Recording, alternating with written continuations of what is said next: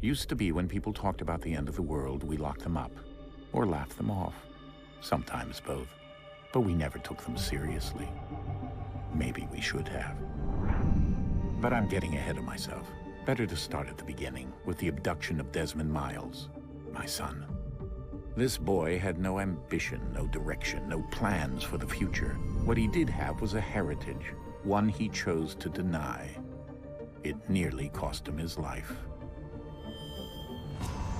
He was captured and imprisoned. Those who took him believed he could help them find something. The apple. One of several artifacts we call pieces of Eden. Bits of ancient technology scattered across the globe.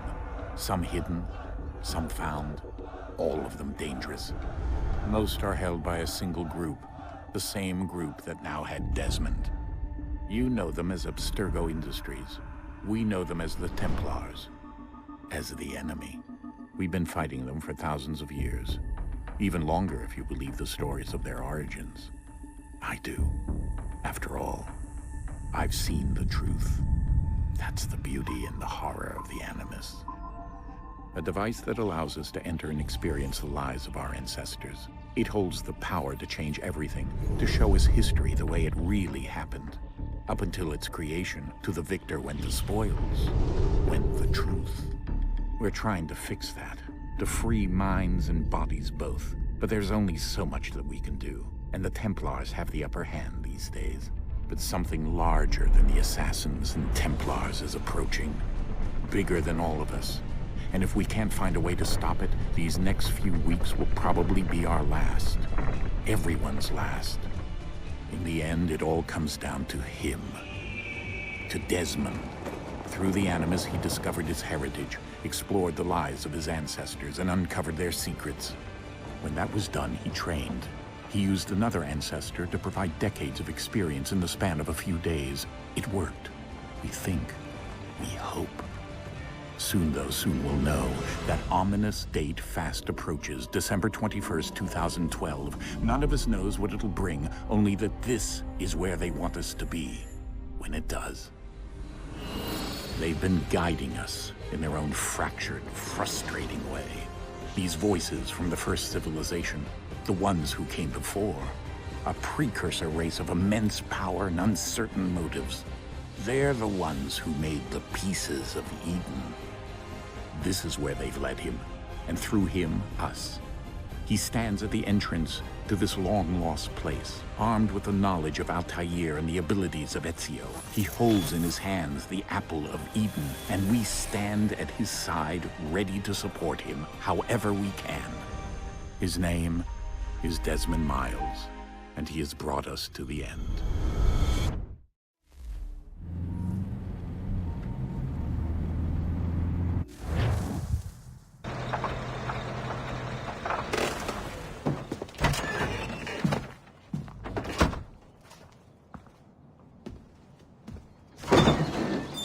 We're here.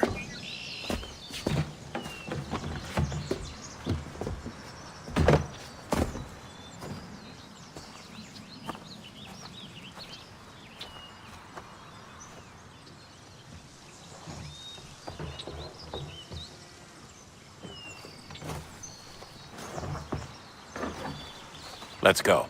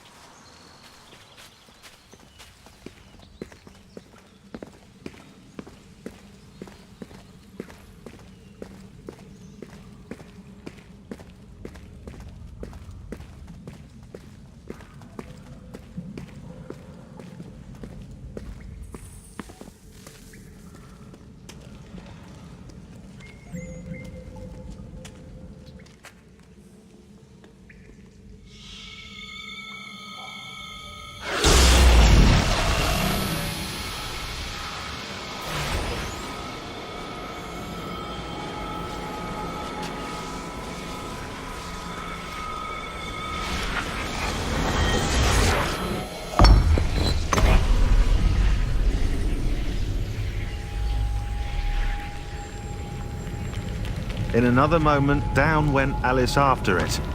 never once considering how in the world she was to get out again.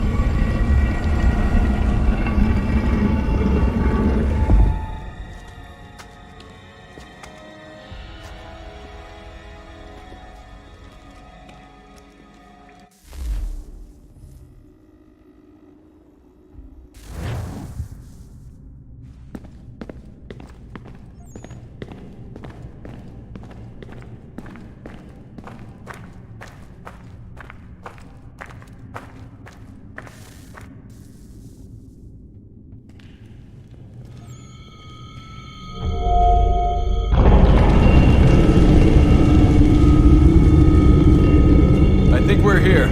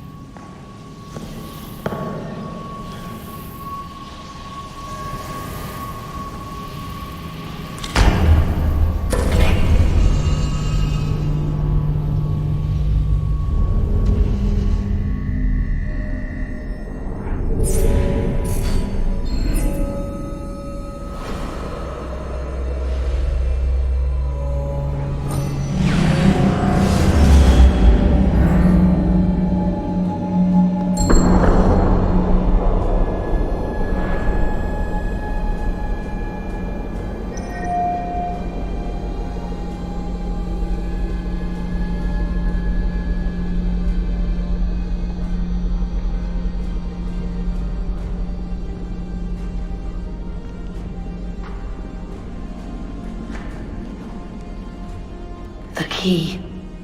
You must find the key. Son? Sir.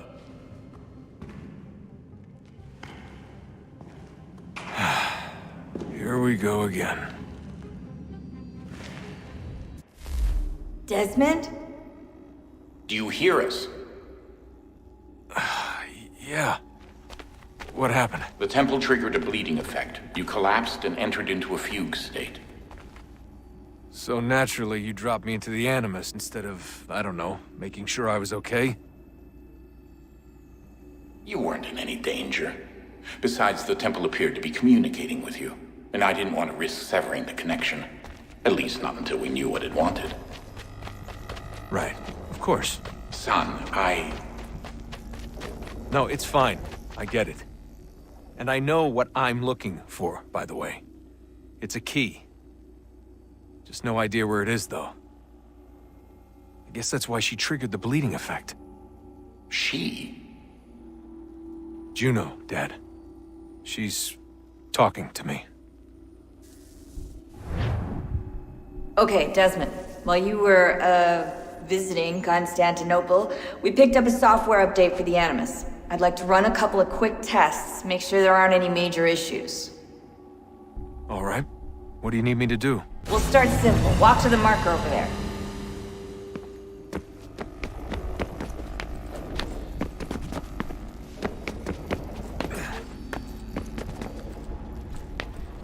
Okay, Desmond. Let's practice climbing on these objects.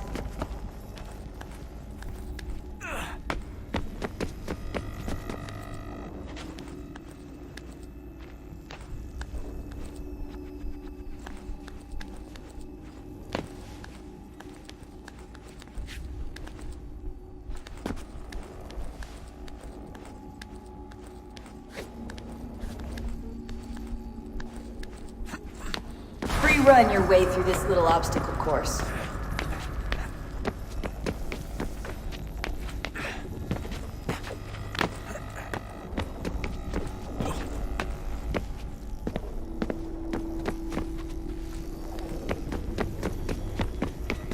That's a constraint.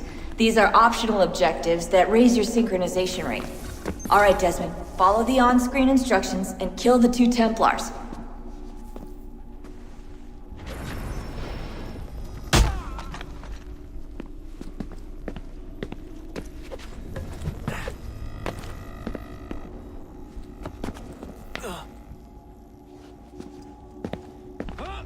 All you have to do here is jump the gap.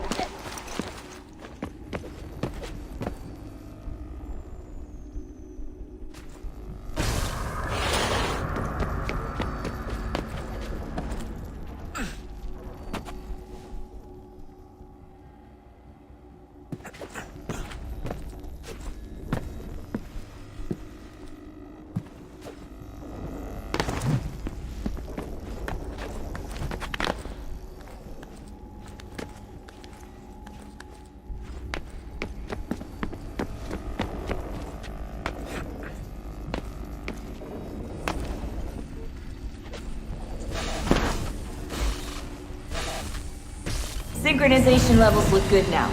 We should be able to build the world. Time to find out what the temple wants from you.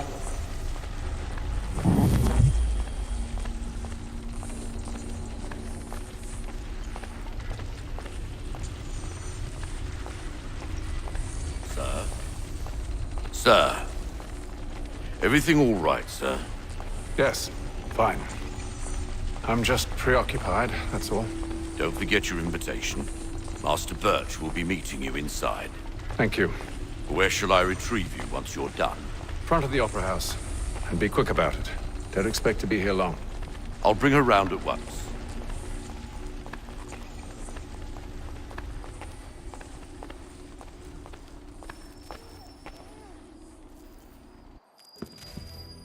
Invitation, please. Shall I take your coat, sir?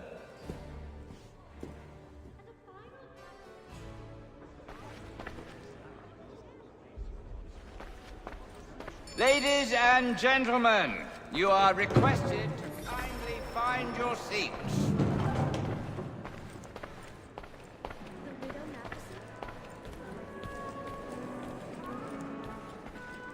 Good evening, sir. This way, please.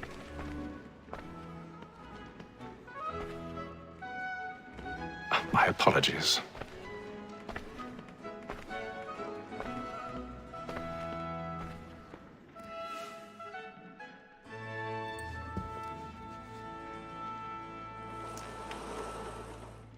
Evening, Hatham. Reginald? I can't tell you how happy I was to hear they'd mounted this revival. Gay's best work by far. Have you seen it before? Once. My father brought me here as a child. Though I remember little of it.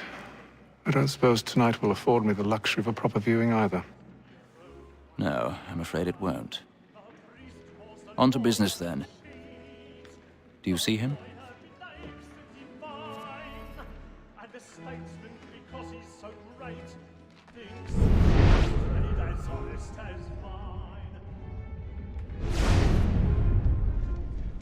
He's seated in one of the boxes above. The stairs are watched. You'll need to find another way up. I already have.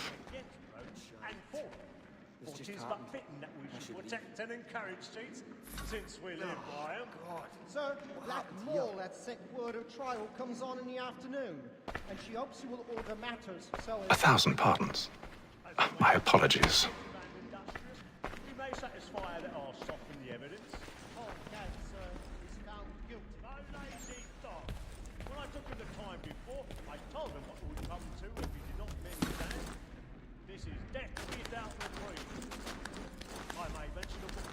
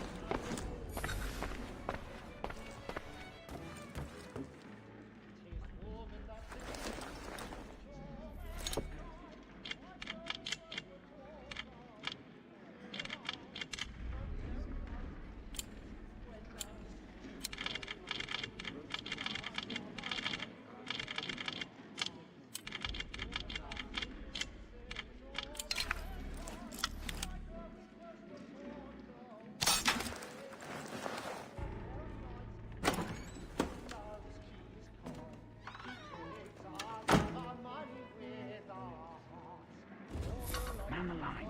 Flats in place. Stand by.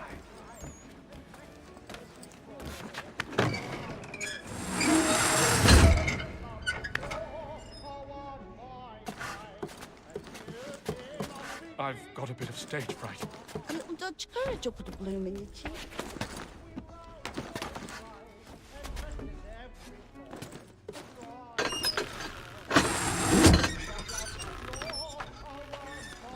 Jeremy's really burning.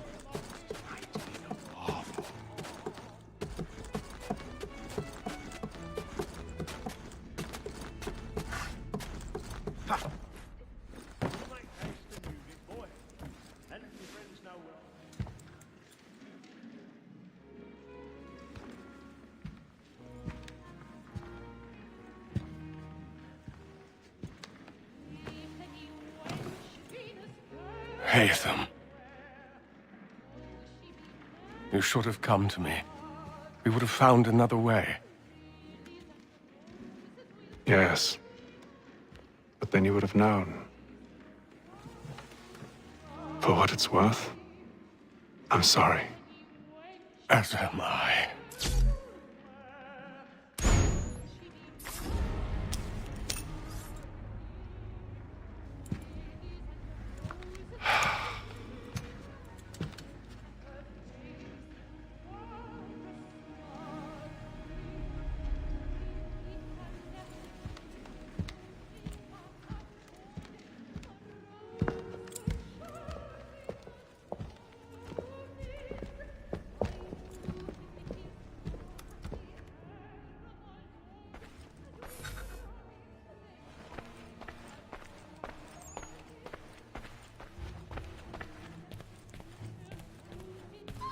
Stateside balcony! Hurry! Come, please!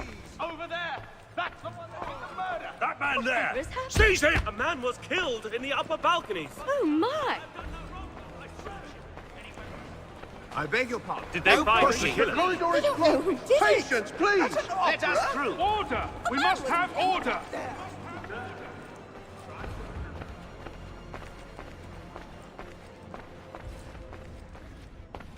It happened right in that balcony. What are those men doing in there?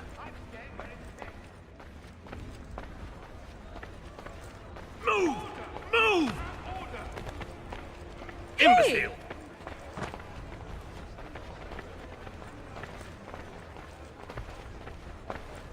Where are you going?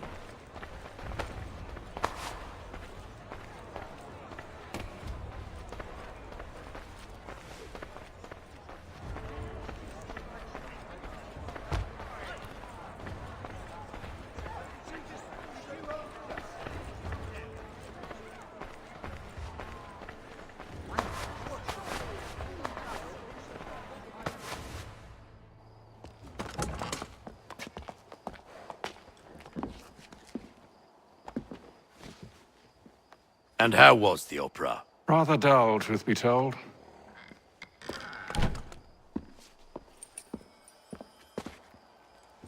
Shall we be off then? Aye. To Fleet and Bride. By your command.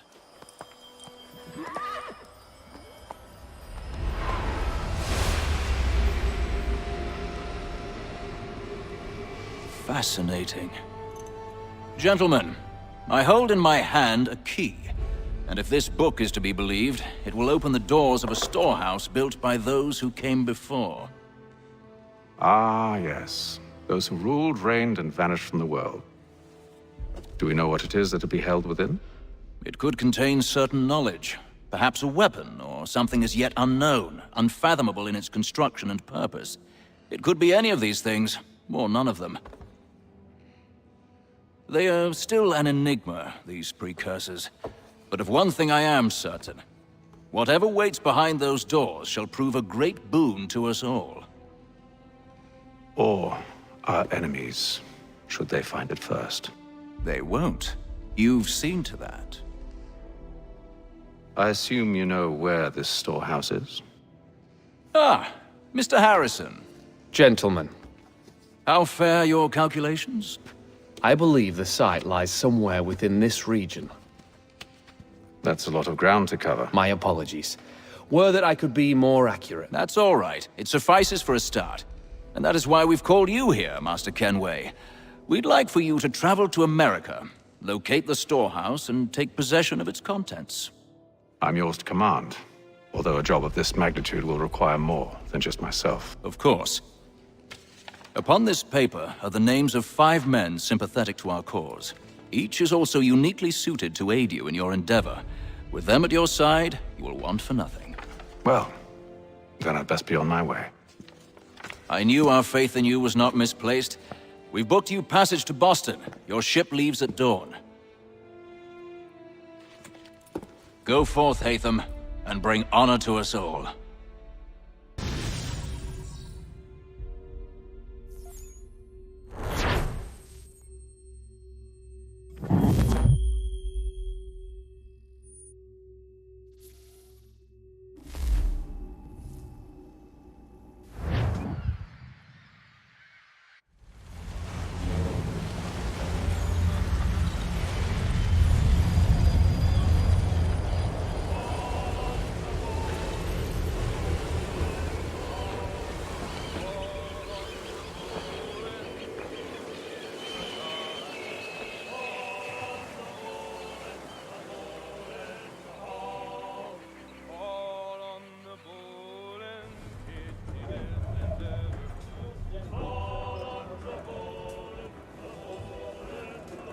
Some fresh air might do me good.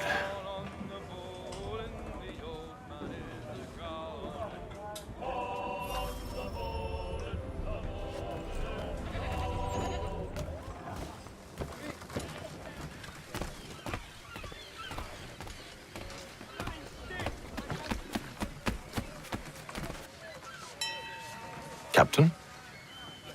Mr. Kenway. I just wanted to thank you again for taking me aboard, and apologize for any inconvenience it may have caused. Inconvenience would be an understatement. I'm sorry, I don't follow. My ship was held in port for 2 days that we might accommodate you. I lost several contracts as a result. I had no idea. Of course not. You nobles are all the same.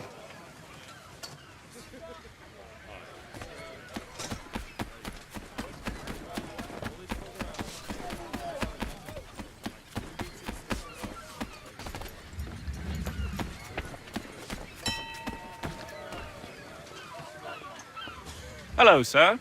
Do you expect we'll have a pleasant crossing? It is a quiet time of year, though rogue storms in troubled waters are not unheard of. But no need to fret. At worst, they'll prove an inconvenience. I'm more concerned about pirates and rogue privateers. Have you encountered them before? Aye. But the Providence is a strong ship, and her crew well trained. They will surely keep us safe.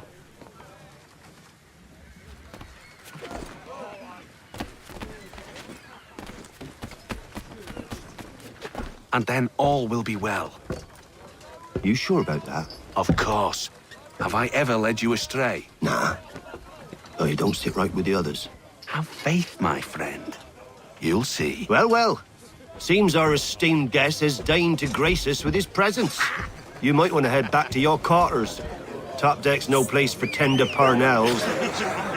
So I thought. And yet here you are. Fancy yourself a joker, eh? Let's see how funny you find this. That's enough, Graves. Stay out of this.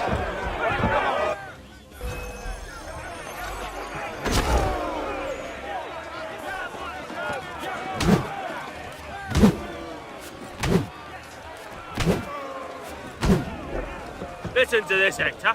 Thinks he can swagger on up here and declare himself king of the castle. Please, fellas, call this off. If the captain sees us... To hell with the captain. And to hell with you, Mills. Whose side you on, anyway?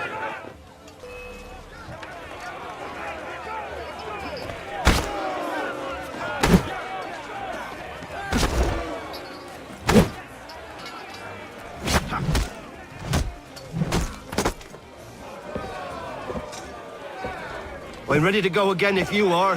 This is unwise. Why's that? You think I'm afraid of you? No. But you should be.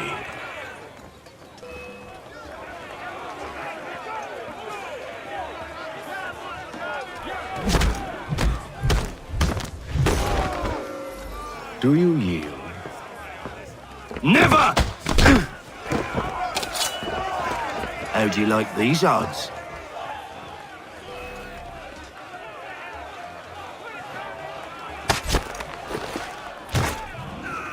What's the meaning of this? Captain, Explain yourself at once, Mr. Kenway. these thought we were simply passing the time with a bit of sport, Captain. How about you pass the time by doing your goddamn jobs instead? I wasn't aware I was paying you to loll about. A word, please, Mr. Kenway. Oh, I nearly forgot. There's your knife back.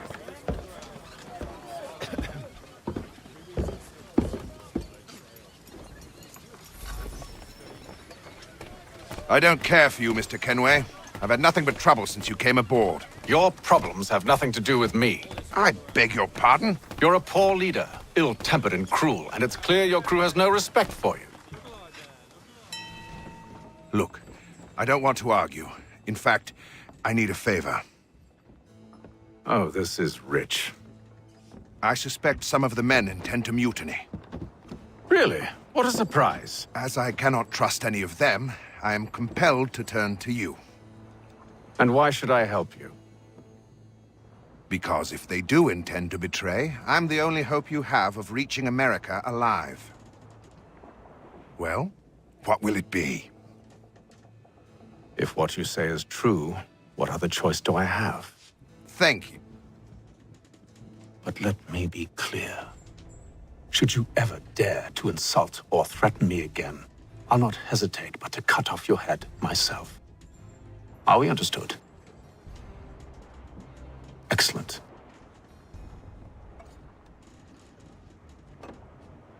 Good day.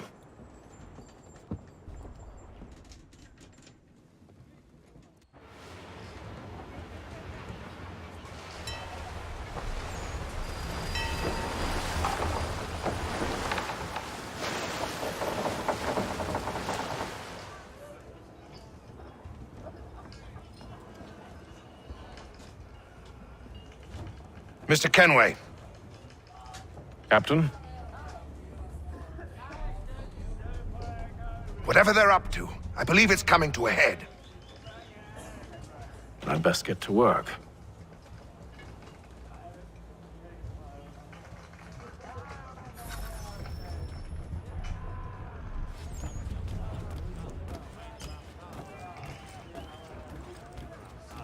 He's cut our rations again. Claims we're not provisioned for such luxuries. He's a man, and whilst we're stuck with tinned You fish- looking for another fight? That it? Go away.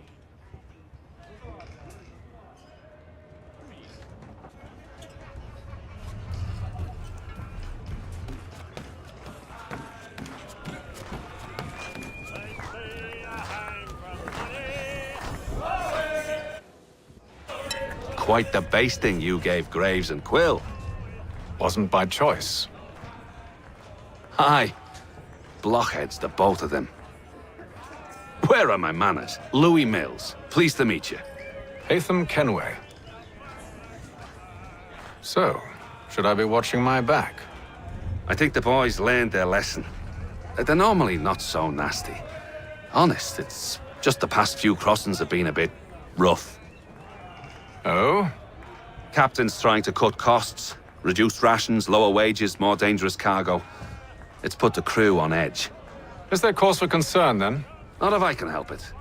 But the captain needs to think about the way he treats his men.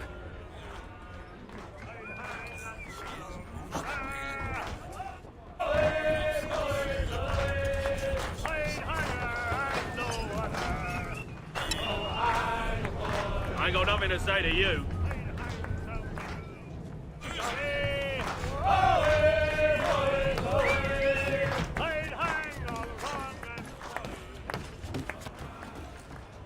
You there! I have some questions for you. That's nice, but I ain't got time to gossip. Probably wouldn't have anything useful to share anyway. You want information? Try the cook or the doctor. Everyone's always chatting them up.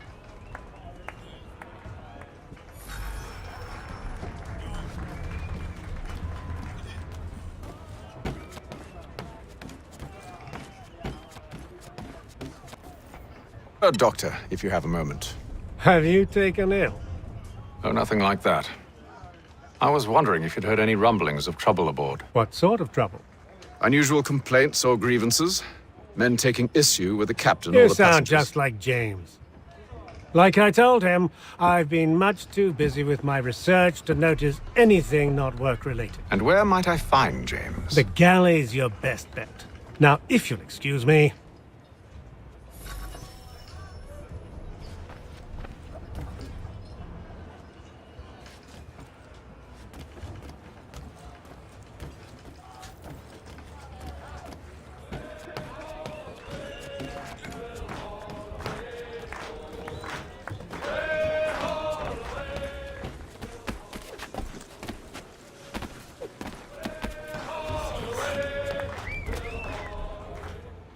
Are you James? Aye.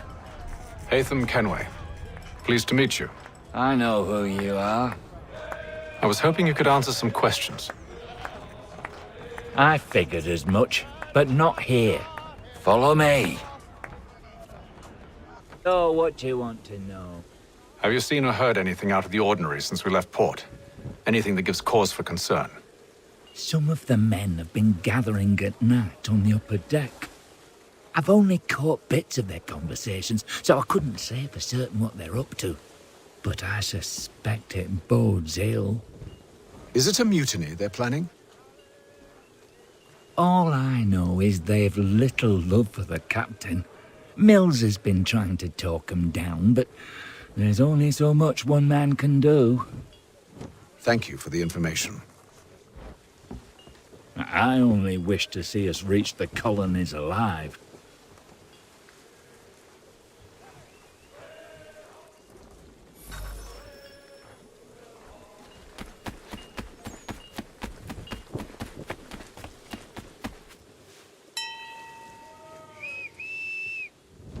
Evening, sir. How are things? Calm and quiet. Just the way I like it. What brings you topside? Thought I'd wander a bit. Stretch my legs. That's all. Take care where you tread. The deck hides all manner of danger in the dark. What was that? Someone's throwing cargo overboard. But why?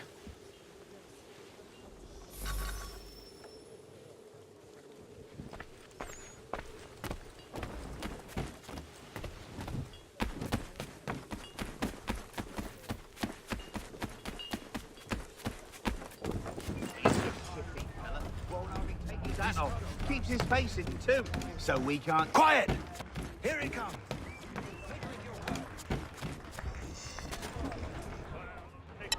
Quite the basting you gave Graves and Quill. Wasn't by choice. Aye. Blockheads, the both of them. Where are my manners? Louis Mills. Pleased to meet you. Haytham Kenway. So, should I be watching my back? I think the boys learned their lesson. They're normally not so nasty. Honest, it's just the past few crossings have been a bit rough. Oh? Captain's trying to cut costs. Reduced rations, lower wages, more dangerous cargo. It's put the crew on edge. Is there cause for concern, then? Not if I can help it. But the captain needs to think about the way he treats his men.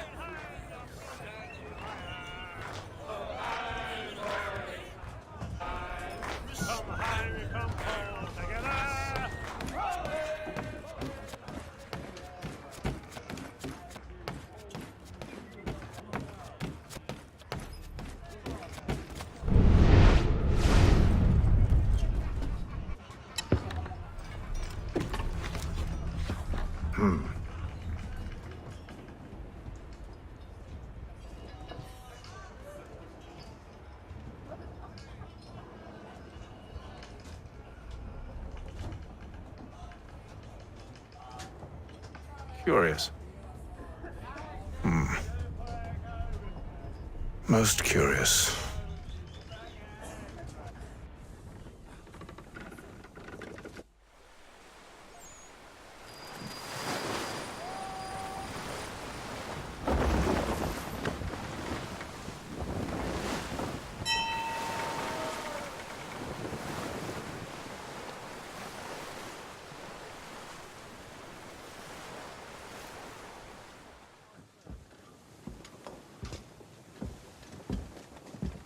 Any news? Each night it's the same. I scout one area, and they drop the painted barrels from another. I'm going to need to recruit an extra pair of eyes. Maybe James or Mills. Why are they doing this? Near as I can tell, the barrels serve as markers. They're leaving a trail. My fear is it's only a matter of time before whoever's following it... Ship sighted aft! She's making ready to fire! Beat to quarters, men! Ready the... Brace! Everybody down!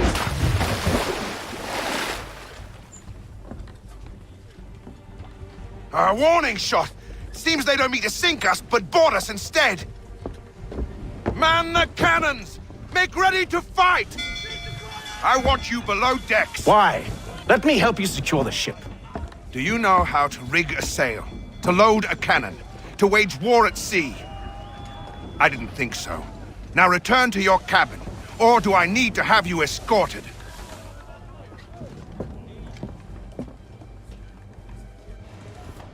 Secure the hatch! Haytham. Have you been topside? A ship's appeared and means to board us. It's strange. There's no sign of mutiny aboard. Doesn't make sense. Ah, but it does. What do you mean? Did you think you could escape from London so easily after what you did at the opera? That we wouldn't notice? That we wouldn't follow? Ah. So that's what this is about. Surrender, and I will see that you are treated with honor. If you wish to treat me with honor, give me a sword. Are you sure this is how you want to play it?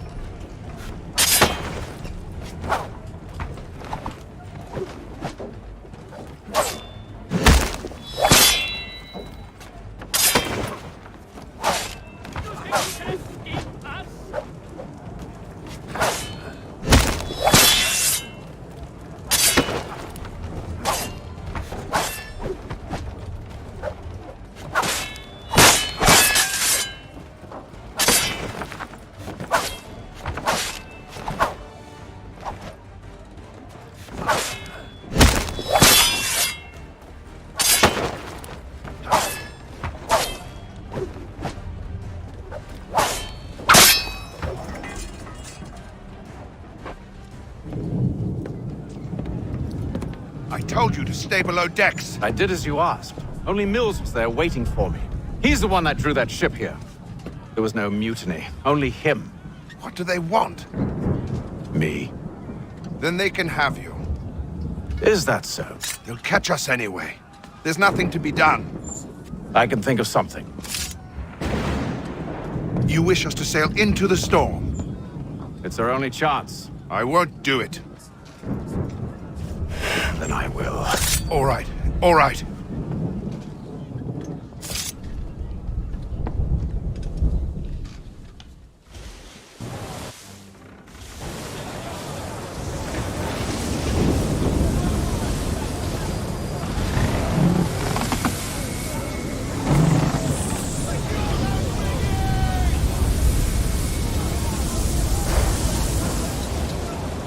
We need those ropes secured!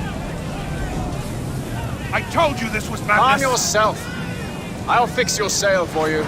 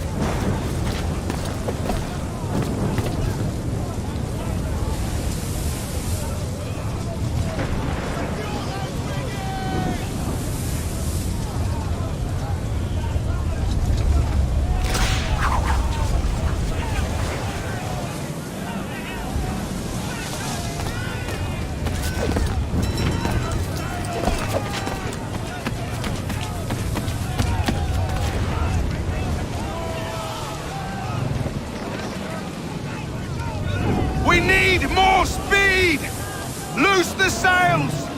Hate them! You take the foremast! James, to the mainmast with you!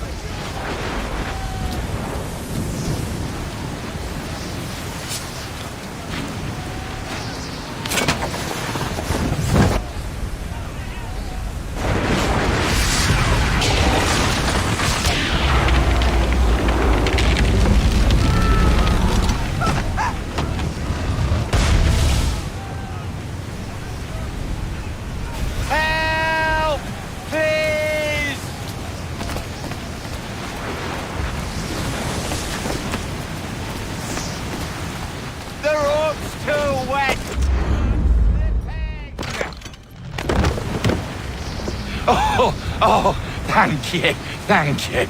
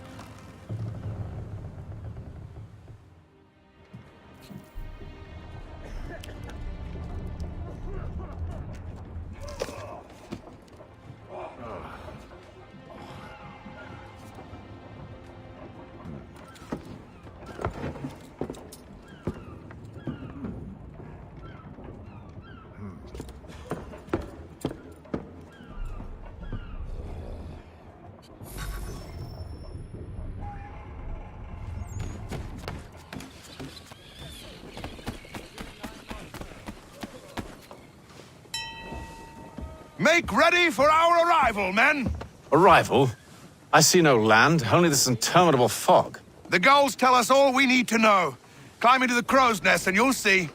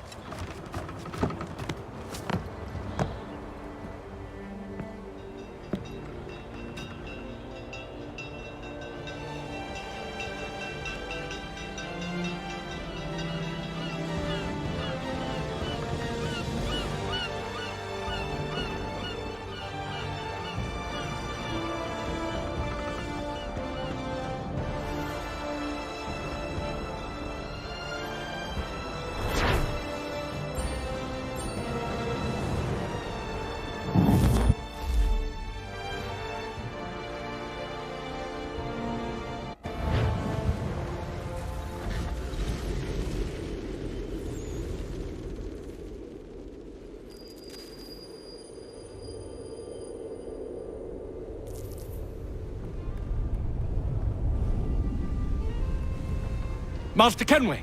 Master Kenway! Yes, may I help you? Charles Lee, sir. A pleasure to make your acquaintance. I've been asked to introduce you to the city, help you settle in. Oh, no need, sir. I've arranged for your bags to be delivered to the inn. Are you by any chance John and Isabella's son?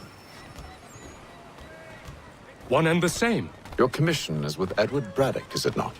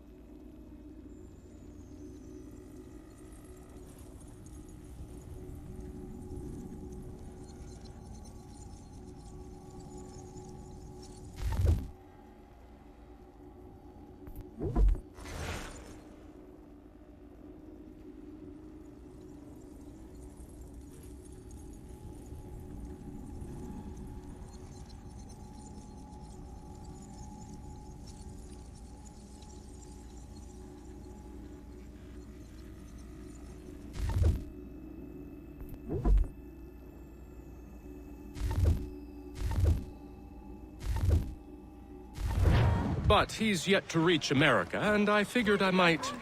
Well, at least until he arrives, I thought. Yes? Out with it. Forgive me, sir. I had hoped that I might study under you. If I am to serve the Order, I can imagine no better mentor than yourself. Hello, sir. Kind of you to say, but I think you overestimate me.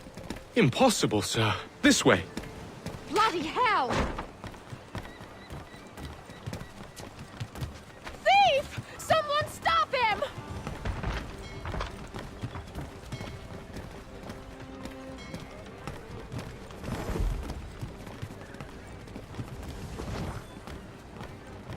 Boston's quite a lively city. There's all manner of things to see and do. Once you've settled in, I suggest you take some time to walk the streets. Who knows what opportunities you might discover. Hold a moment. I need to fetch a few things before we get to work. I'll arrange for horses while you do that.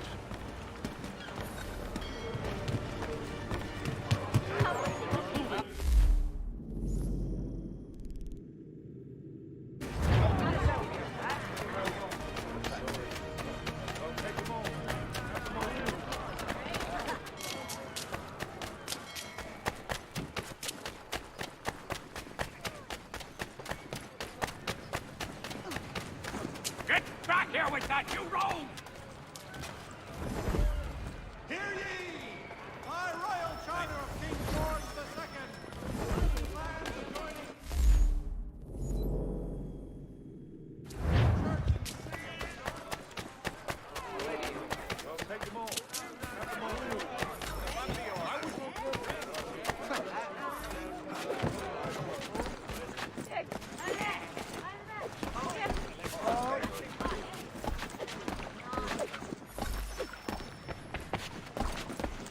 You have my everlasting gratitude.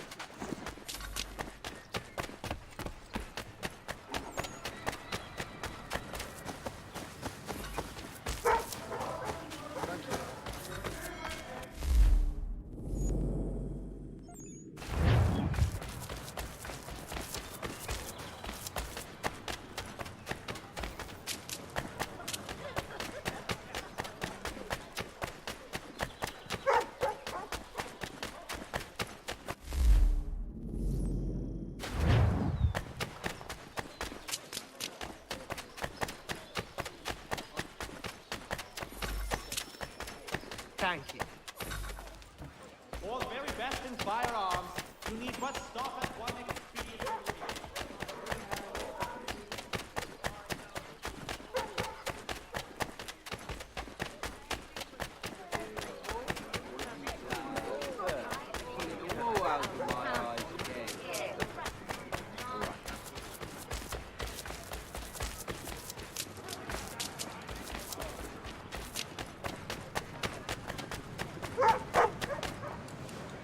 Damned sprigs. This accursed city will be the death of me. You seem troubled, friend. That's because I am. Greatly so, in fact. What's happened?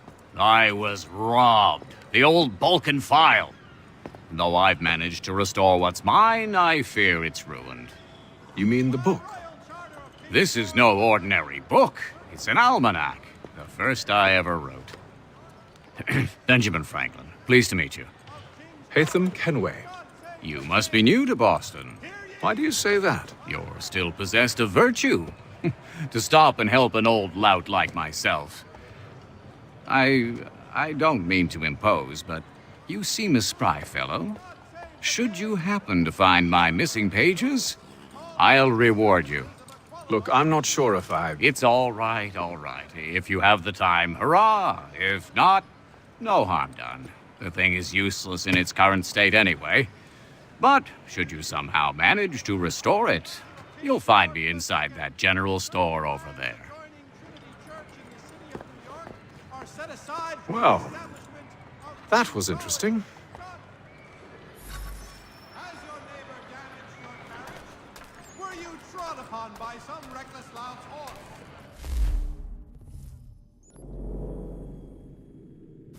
Let the firm of Good day, sir. Yeah, come in.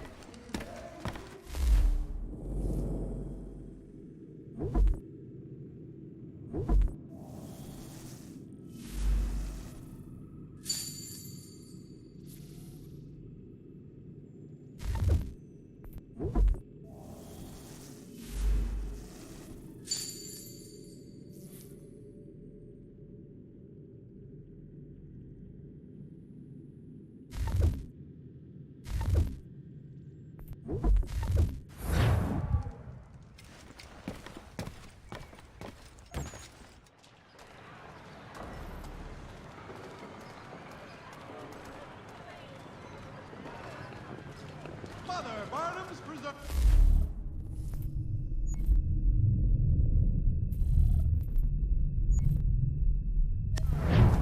Delectable jams and jellies, fresh from the farm to your table.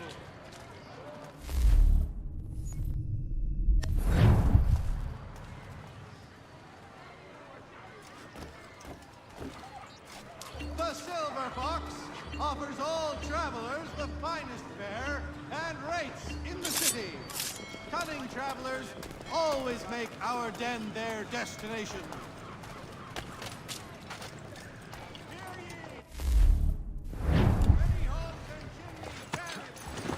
We ride for the Green Dragon Tavern. The proprietors are eccentric, but the rooms are spacious and they do not pry. Have you been told why it is I've come to Boston? No, Master Birch said I should know only as much as you saw fit to share. He sent me a list of names and bade me ensure you could find them. And have you had any luck with that? Aye. William Johnson waits for us at the Green Dragon. How well do you know him? Not well, but he saw the order's mark and did not hesitate to come. Prove yourself loyal to our cause, and you may yet know our plans as well. I should like nothing more, sir.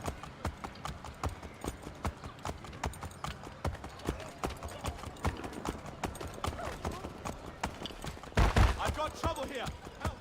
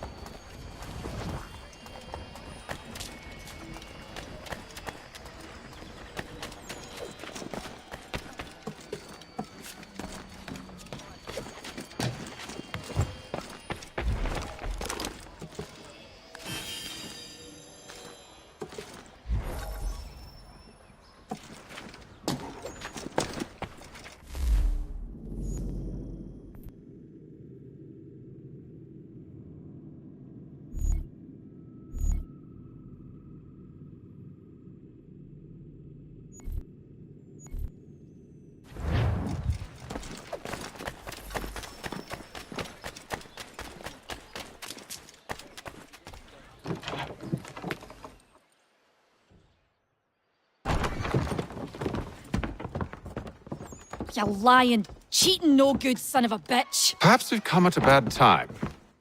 Oh, don't be foolish, dearies. Please, sit. Fancy something to eat? A drink, perhaps? Or is it a bed you require? We've already let rooms here. Oh, yes.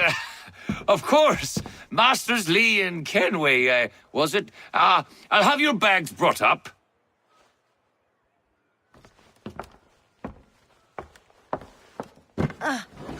Do you require anything further? Only privacy.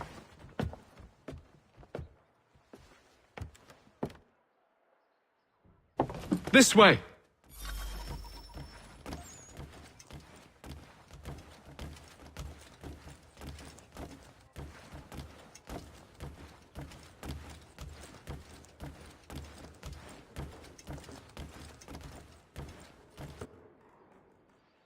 Sir, William Johnson.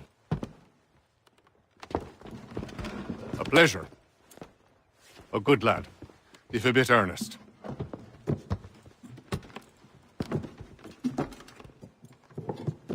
I'm told you're putting together an expedition. We believe there's a precursor site in the region. I require your knowledge of the land and its people to find it. Sadly, my research has been stolen. Without it, I'm of no use to you. Then we'll find it. Do you have any leads? My associate, Thomas Hickey, has been making the rounds. He's quite good at loosening tongues. Well, tell me where I can find him. I'll see if I can't speed things up. We've heard rumors of bandits operating from a compound southwest of here. You'll likely find him there. Charles? Sir. We'd best be off. Of course.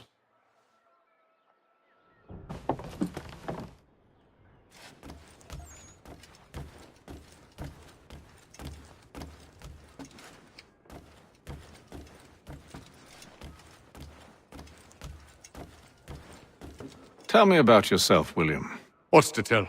I was born in Ireland to Catholic parents, which I learnt early in life severely limited my opportunities. So I converted to Protestantism and journeyed here at the behest of my uncle. But I fear my uncle Peter was not the swiftest of men. He sought to open trade with the Conyan Gahaga, but chose to build his settlement away from the trade routes instead of on them.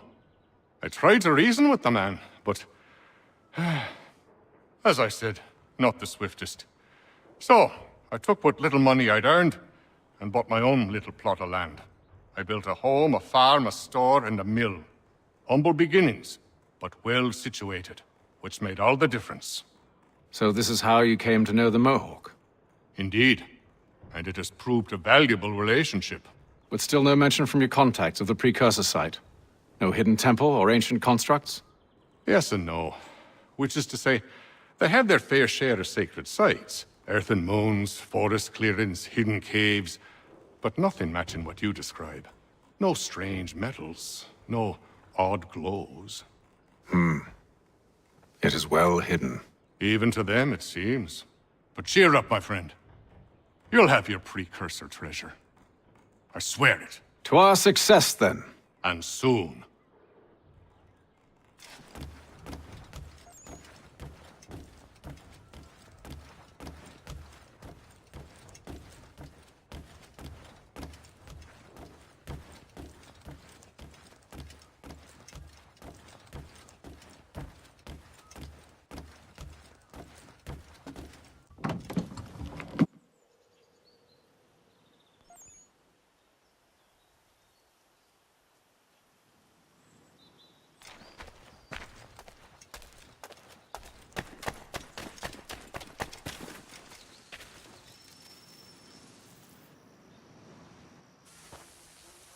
Thomas Hickey? Who's asking? Haytham Kenway. Is that supposed to mean something? Show some respect, boy. Peace, Charles. William Johnson sent us in the hopes we might expedite your search. We don't need no expediting. Don't need none of your fancy London speak neither. I found the men that done the theft. Then why are you just lazing around? Figuring out how to deal with those varlets. I have an idea. Well, let's hear it. I'll kill the lookout, take up a position behind the guards. You two approach from the front. When I open fire on the group, you charge in. We'll have the element of surprise on our side. Half will fall before they've even realized what's happened.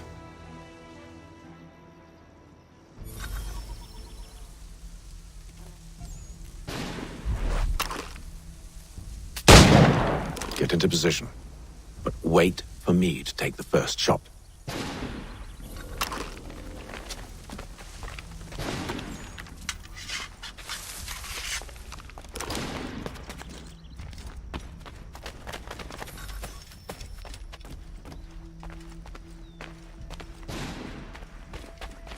You two, clear off.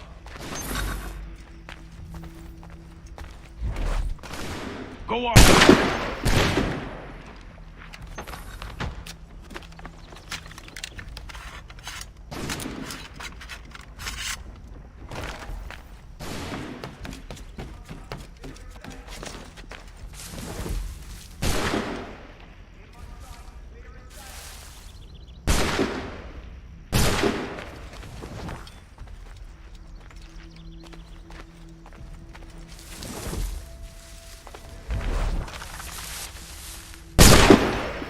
So much for the element of surprise.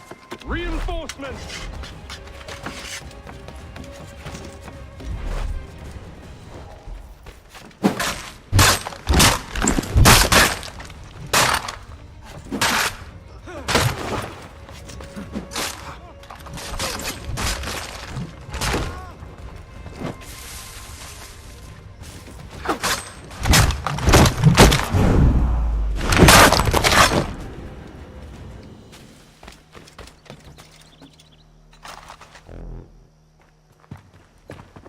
Fall back! Fall back! We'll be safe inside! What now? We can blow the door with those. Go on, shoot them.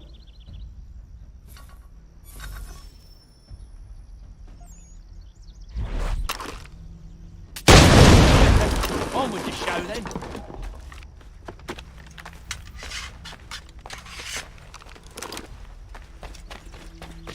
Guess they wasn't so safe inside after all.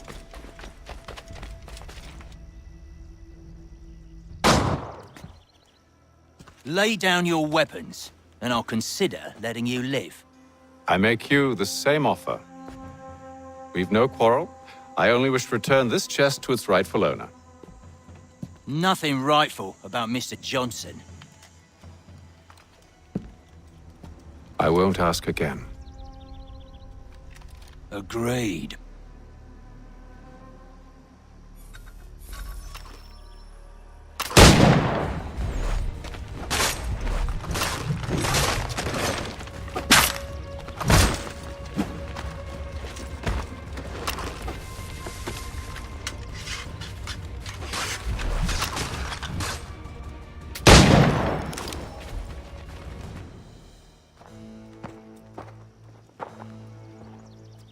Your kind has no need for books and maps. Who put you up to this? Never seen a person. It's always been dead drops and letters. But they always pay, so we do the jobs. Well, those days are done. Tell your masters I said as much.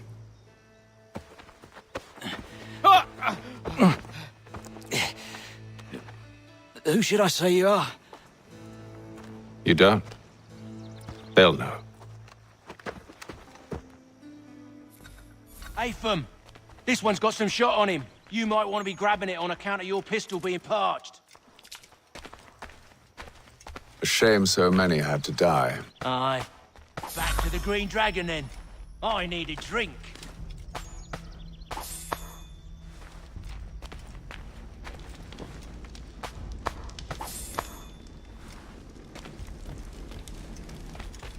Careful, gents. We've company. Don't let go of the chest, Charles. We'll take care of this rebel.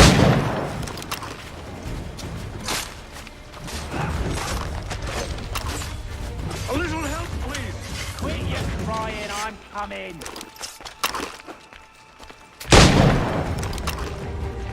Wait, them bodies is sure to have loot on them.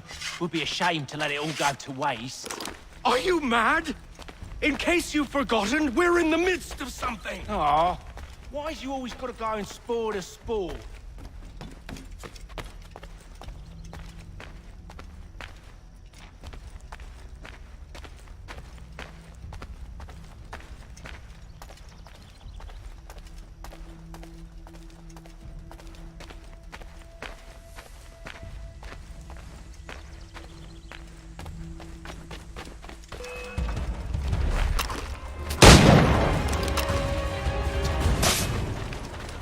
Thomas! Over there, that's what! Deal with that!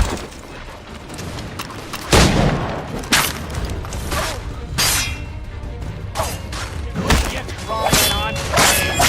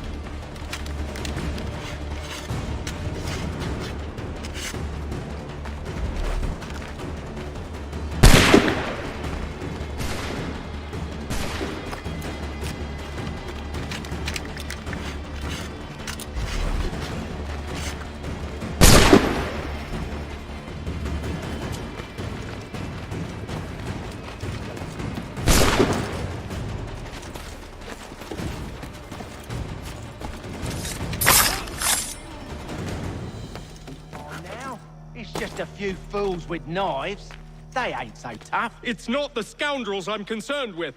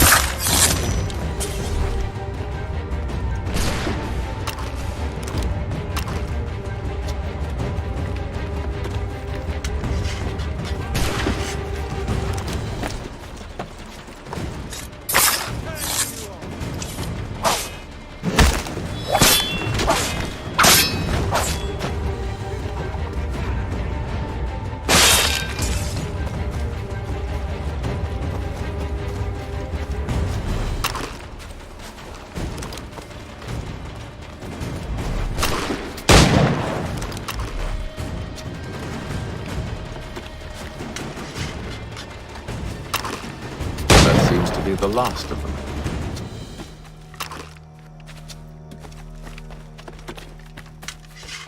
Oi! Mr. Johnson's gonna need to double my pay after all this if he expects me to keep at his side.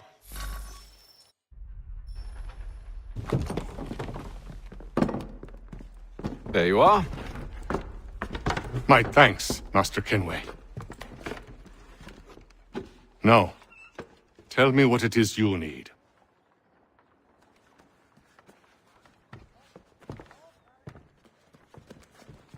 The images on this amulet, are they familiar to you? Perhaps one of the tribes has shown you something similar. It appears Kanyan Gahaga in origin. Can you trace it to a specific location? I need to know where it came from. With my research returned, perhaps. Let me see what I can do. Thomas! What? Rent yourself a room. And a bath as well.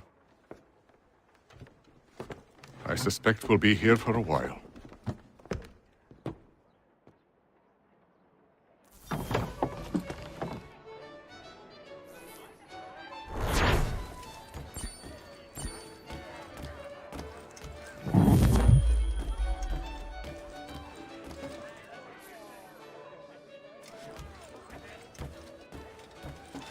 Should not be much longer.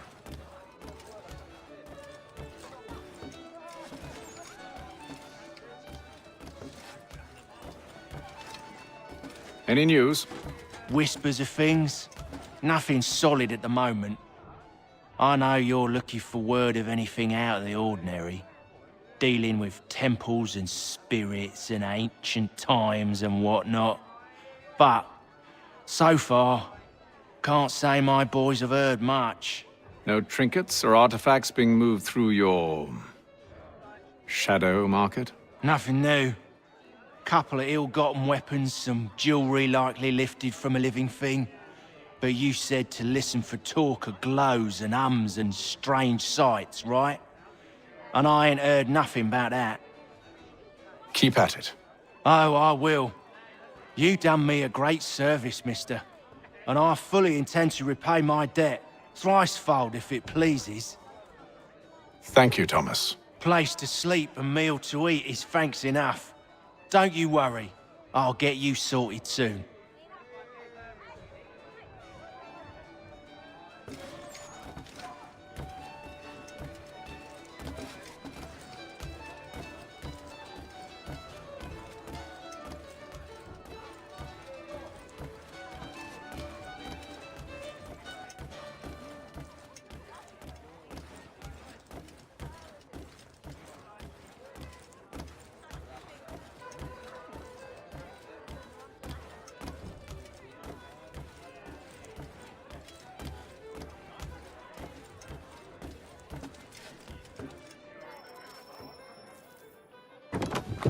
Good evening, gentlemen. Charming. Oh, peace, Charles. He'll grow on you. Oi! Catherine, you fussock! Get back here! Daddy needs a drink. How fares the search?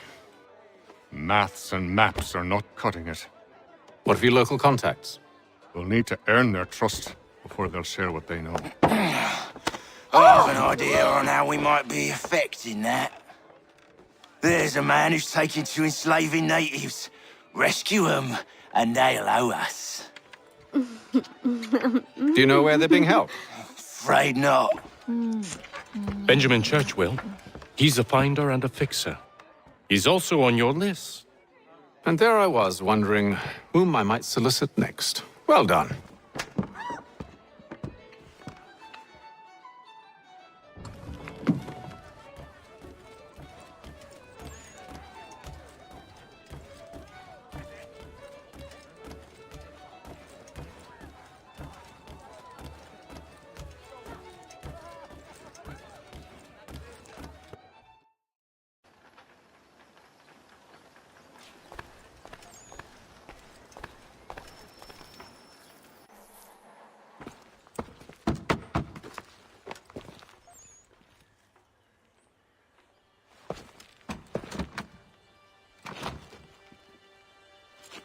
Wonderful.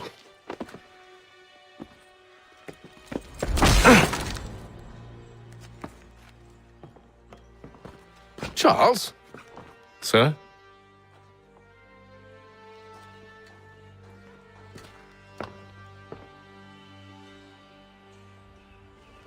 Seems like we're not the only ones looking for Mr. Church. Damn it, he could be anywhere.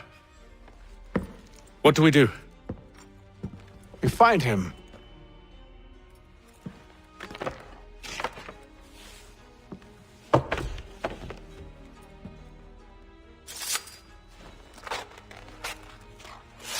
Come. I'll show you how.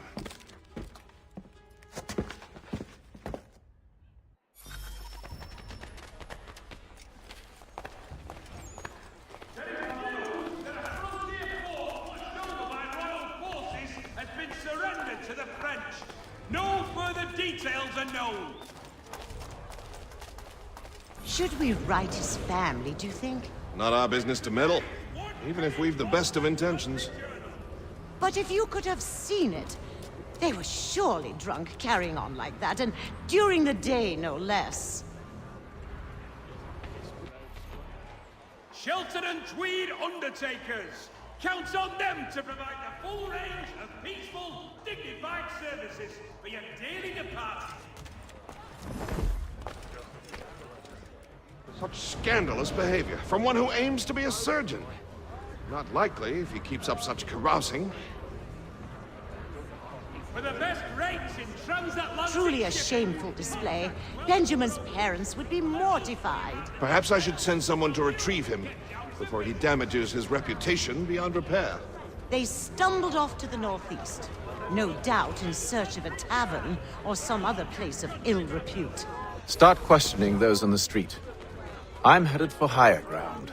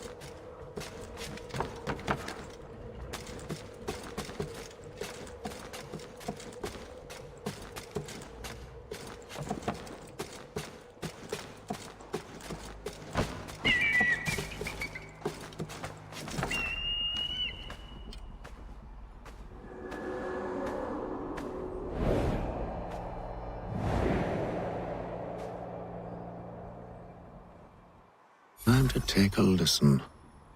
With luck, one of those people knows what became of Benjamin.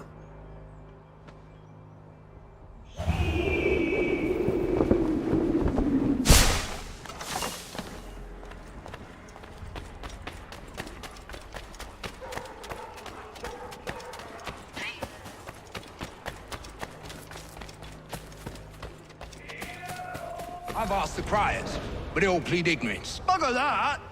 They're lying! Aye. Well, what can I do? Threats light off them and I'll not deign to grovel. Actions speak louder than words, my friend. Arrest one and put him in stocks. See if he's so glib then. To do so without cause will set them singing songs about us. Last thing the city needs is town criers complaining about our abuse of authority. And forget it! The crime is done. The killer's gone. Those who know won't share their secrets. If the city wishes to harbor scoundrels, let them pay the price for it.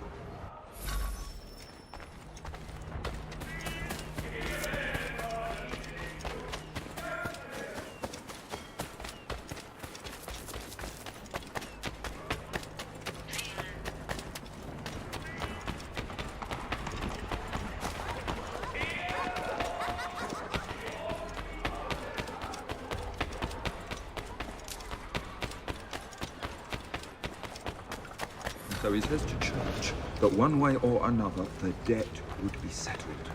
I don't envy the man. He's grim times ahead. Well, what do you think they're planning? All I know is it can't be good. Probably looking for a nice, quiet place to do the deed. From what I hear tell, his work usually involves quite a bit of screaming. Which reminds me, we'd best not buy any meat tomorrow. Good call, that.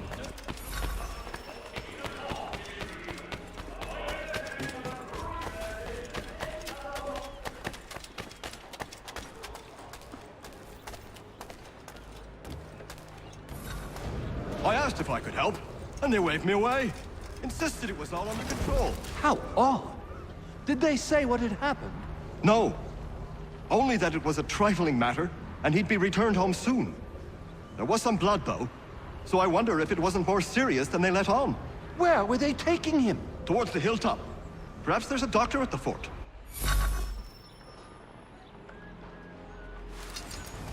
See, Charles? We'll have church in no time. Just as I said we would. If I might ask, sir, where did you learn to do all this? It is a requirement when you are raised in the manner that I was. Perception is fundamental to the Order. It guides the feet when running and climbing, informs the hands when striking and fighting. But most important, it transforms the senses, and we begin to know the world in a different way.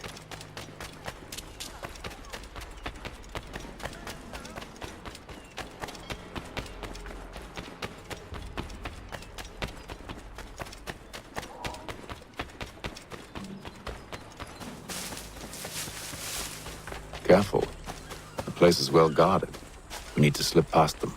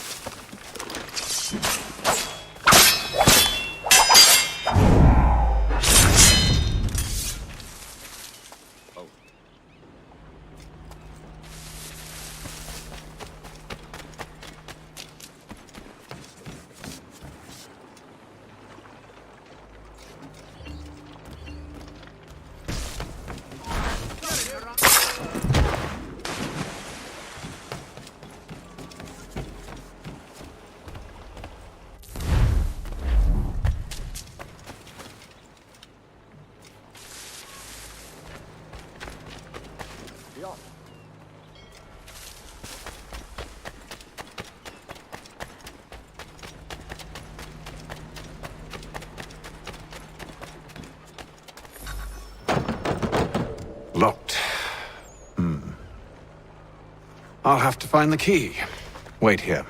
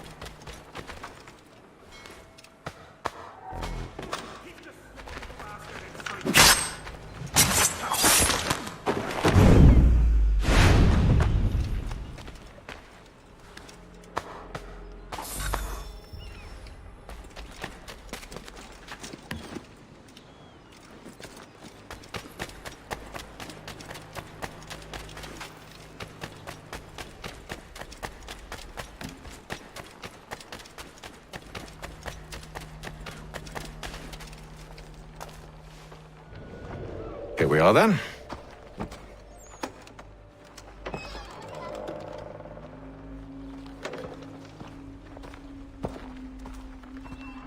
Why must you always make these things so difficult, Benjamin?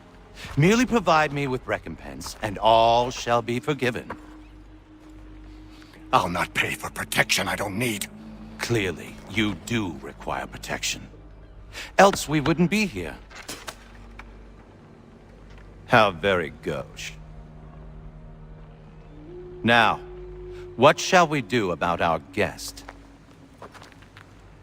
Maybe I'll take his hands. Put an end to his surgering. Maybe I'll take his tongue. Put an end to his waggling. Or maybe I'll take his cock. Put an end to his fucking us.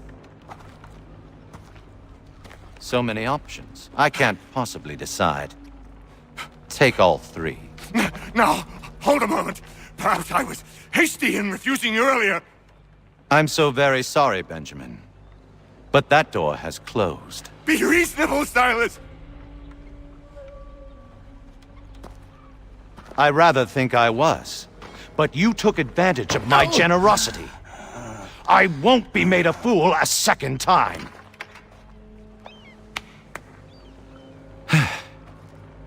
I fear I lack the constitution to bear witness to such barbarism. Come find me when you're finished, Cutter.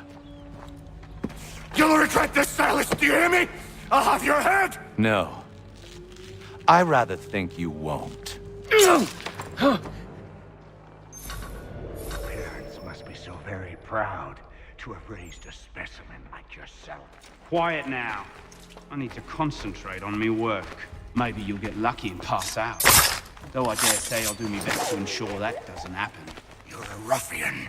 Common as dirt, cutter.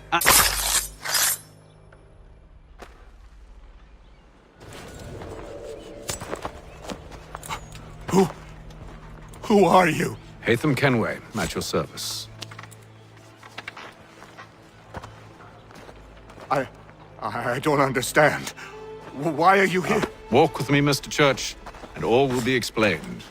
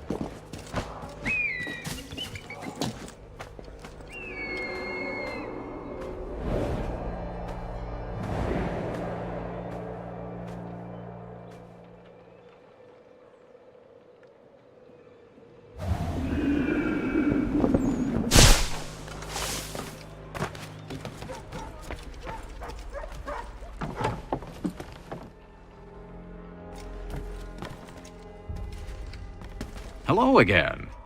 More almanac pages? Not quite. It's a treatise, actually. Oh? Concerning what? The benefits of taking an older woman as a lover. Really? This I'd like to hear. First and most obvious, they're wiser. And so this makes for far more stimulating conversation. Makes other things more stimulating as well, but more on that in a moment. All right. Your argument for experience makes some sense. Second, when beauty fades, women must improve their utility, lest they be discarded and forgotten. Rare is an old woman who is not also kind, compassionate, and good. That's something of a generalization. But also true. Now, on to the third. Older women cannot conceive, which means one less thing over which to fret. In fact, you also decrease the chance of acquiring something like the French pox, its presence clearly visible, or the woman dead. And should one desire a child? Then make a young woman your wife. Let the older one be a mistress. And that brings me to my fourth point. With age comes prudence. An older woman is less likely to reveal your indiscretions. Yes. I suppose you know quite a bit about that. And proud of it, thank you. As to the fifth reason, because in every animal that walks upright, the deficiency of the fluids that fill the muscles appears first in the highest part. The face first grows lank and wrinkled, then the neck, then the breast and arms.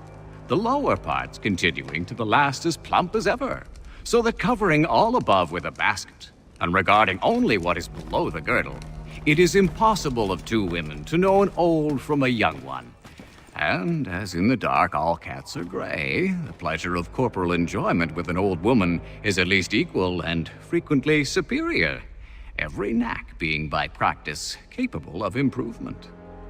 You mad bastard! Well, it's true, and believe me, I should know. I've sampled a great many. You should try one as well. Like a fine wine, they only improve with age.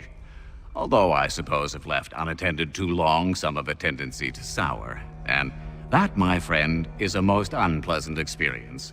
Better to work in a field often plowed, you know? Is there more? Indeed, indeed. The sixth is this: the sin is less. To take a maidenhead is a great responsibility. Mishandled, it can ruin lives. No such risk with an older woman. And this implies the seventh. Younger women are more given to compunction. Anxiety and unease are not present in the more aged and experienced. And as to the last of my reasons, well, it's really quite simple. Older women are so very grateful for the attention. You make a compelling argument, Mr. Franklin. I might just have to run a few tests myself. I highly recommend it.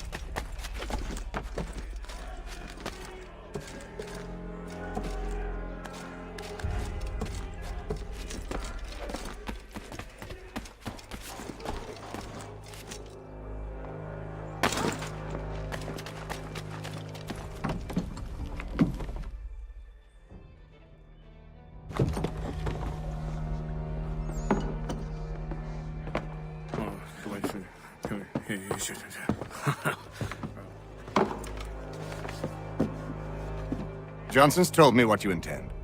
As it happens, the man who held me is the same one that you seek. His name is Silas Thatcher. That fancy lad is our slaver? Don't let his velvet tongue deceive you. A crueler and more vicious creature I've never known. What can you tell me of his operation? He hosts at least 100 men, more than half of whom are redcoats. All this for some slaves? Hardly. The man's a commander in the King's troop, in charge of the Southgate fort. We need to find a way inside.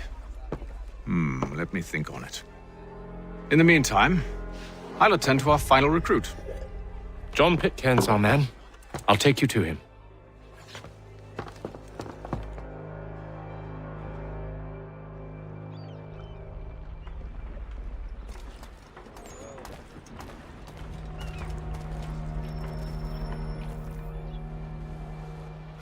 State your business. New recruit. More kindling for the pyre, eh? Well, go on then.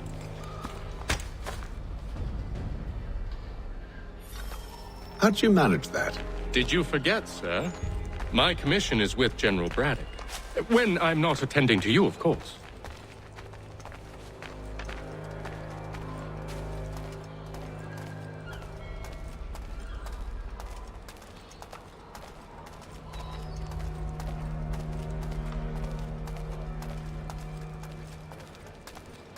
Pitcairn, you fool! Your acts are treacherous. Give me one good reason I shouldn't kill you right now.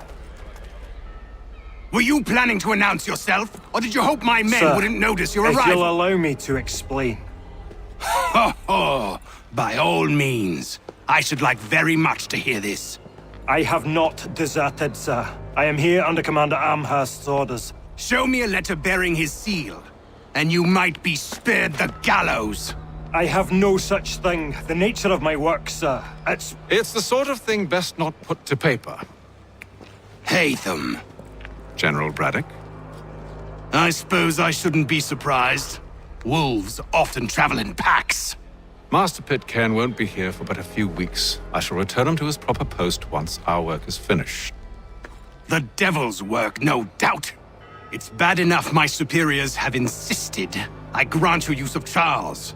But they said nothing about this traitor. You'll not have him. Edward, listen to reason. We're done here. See these gentlemen out.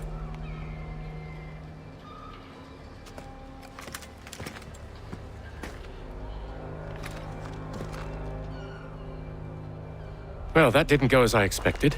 And to think I used to call him brother. What now? They'll chase us off if we try and return. We're done with this camp. As luck would have it, so are they. Come along. What are you planning? To steal Master Pitcairn. What? You'll see. Now, when I give the signal, you're to distract Braddock's patrol and lure them into a dead end.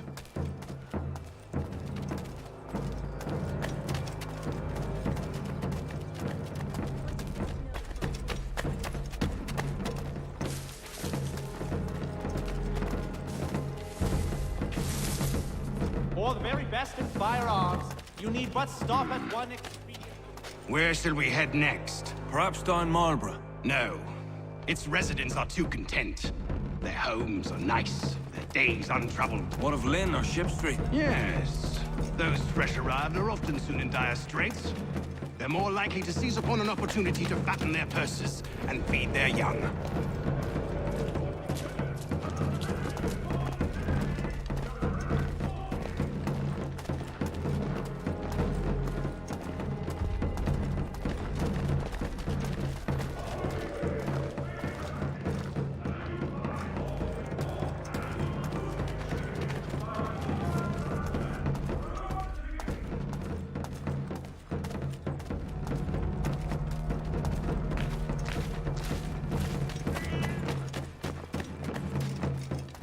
For all your fishing needs, come to Captain Hornbill's.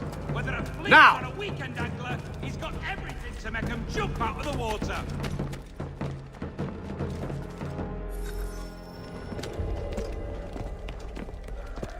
Oi!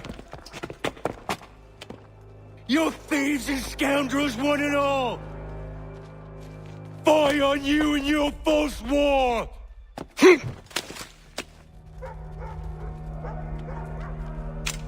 After him!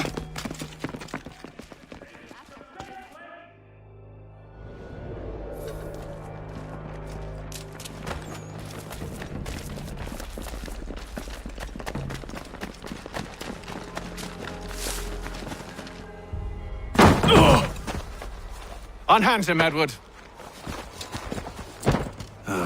You again. Let us go. And John Pitcairn with us. I will not have my authority challenged. Nor I. Put them all in chains.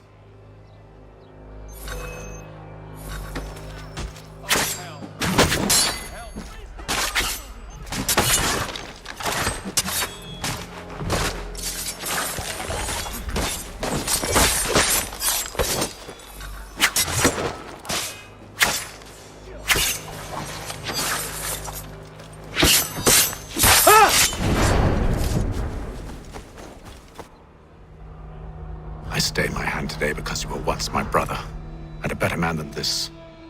Or should our paths ever cross again, all debts will be forgotten. You're free now, John. Traitor! Go on then. Join them on their fool's errand. And when you find yourself lying... I assume you've good reason for causing all this madness. What is it you require of me? I'll explain everything on the way.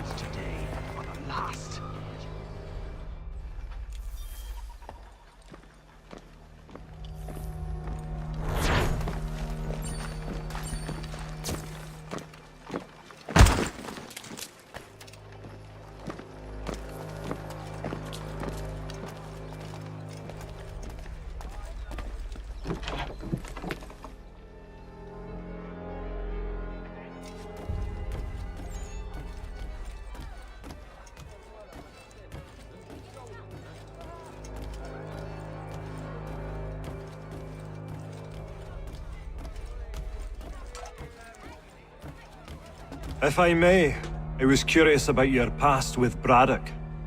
You two clearly have a history. Edward was one of us upon a time, and I considered him a close friend. He was brave and bold in ways few men are. But everything changed at the siege of Bergen-op-Zoom. We had lost the fortress to the French, and were in the midst of egress. There was a skiff hidden at the port with which we planned to make our escape. As we drew near, a young man and his family came upon us, begging for safe passage. I consented, but Edward refused.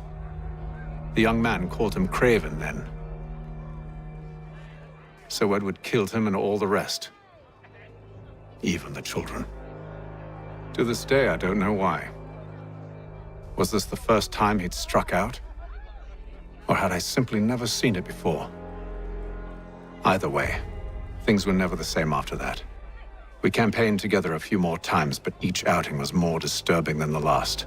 He killed and killed. Enemy or ally, civilian or soldier, guilty or innocent. It mattered not. If he perceived one to be an obstacle, they died. He maintained that violence was a more efficient solution.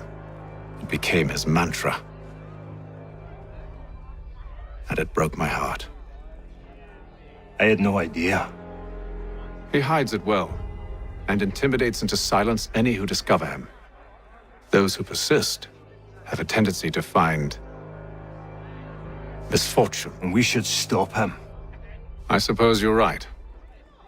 But I maintain a foolish hope that he might yet be saved and brought back round to reason. I know. It's a silly thing to believe that one so drenched in death might suddenly change. I'm sorry to have brought this up. It was not my intent to sour you. Nonsense. We are brothers now. There should be no secrets between us.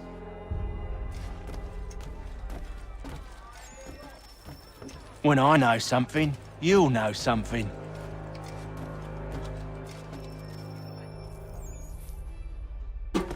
Gentlemen, I believe I found the solution to our problem.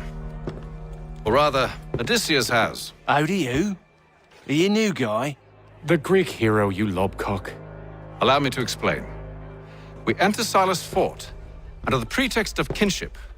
Once inside, we spring our trap, free the captives, and kill the slaver. Dodgy. I like it. Then, let us begin.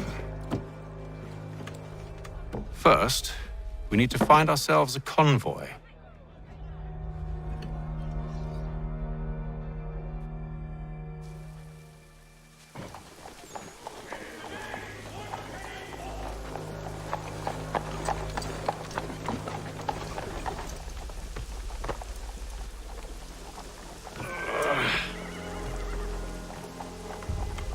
convoy should be here soon. We'll attack on my signal. Understood, sir. If we time this right, we can catch them all unawares. Indians have responded favorably. And ourselves.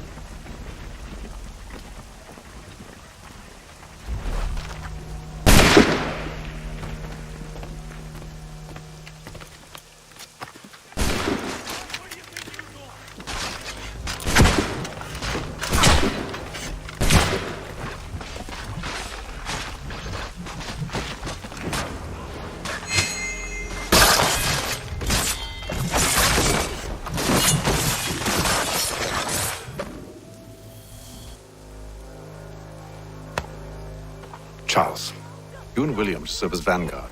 Let no man reach us. What about me? You and John will follow from a distance and keep watch over us. I'll signal you when I have need of your services.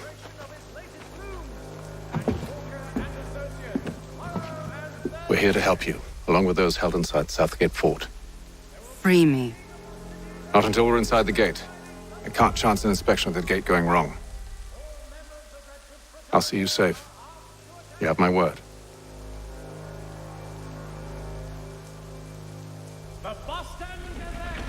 Do you know anything of Silas' operation?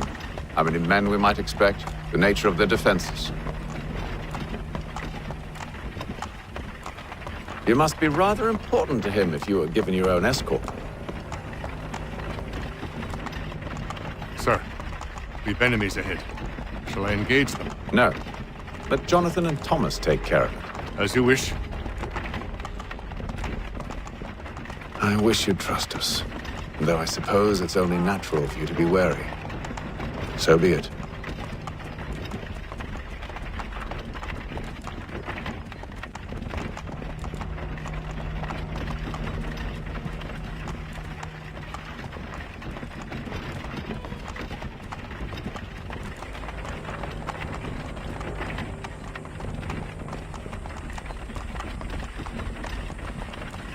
Halt! Identify yourselves! Where is Lieutenant Jones? What's the meaning of this?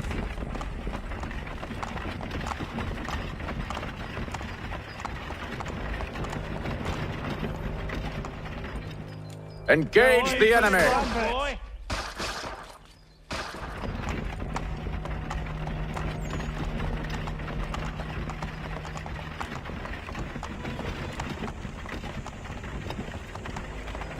Goddamn dogs. You, in the car. Let no man reach us! Looks like you're to meet the Reaper.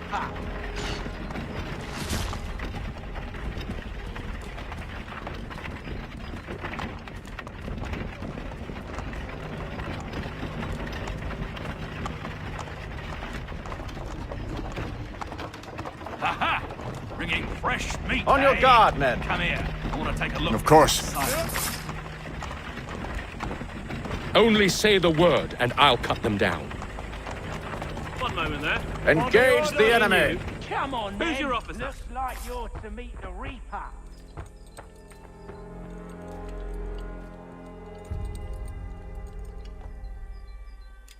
All clear!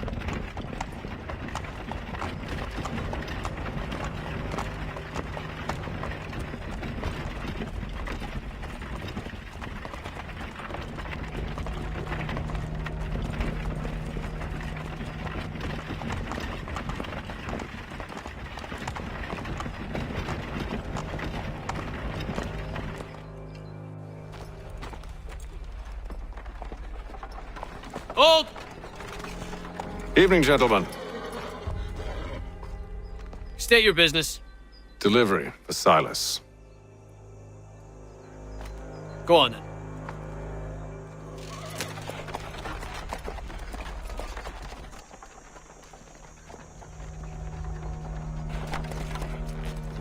See? I'm freeing you just as I said I would. Now, if you'll allow me to explain. Let her go. But she'll give us away. No, she won't. What's the plan? Free the captives and avoid detection. What of Silas? He dies. But know when you're ready to strike.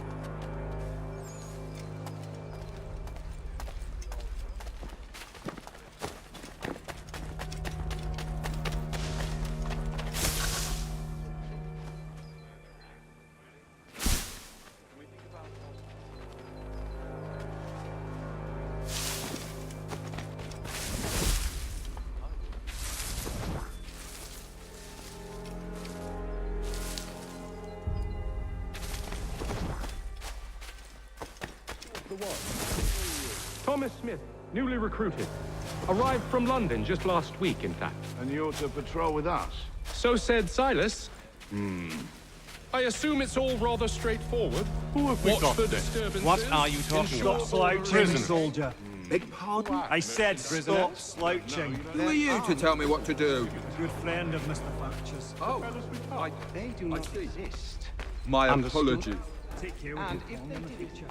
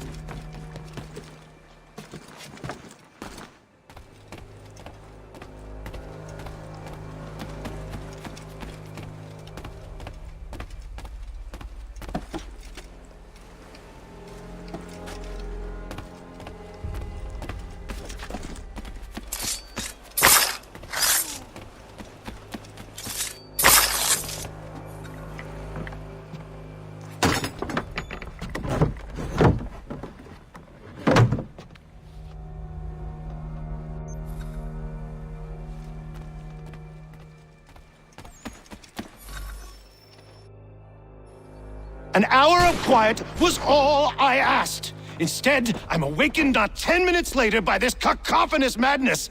I expect an explanation, and it had best be good. How? How did this happen? My precious merchandise set free?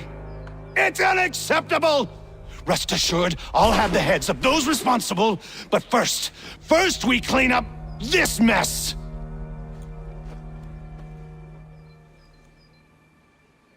Seal the fort, kill any who try to escape. I don't care if they be one of us or one of them. To approach the gate is to be made a corpse. Am I understood?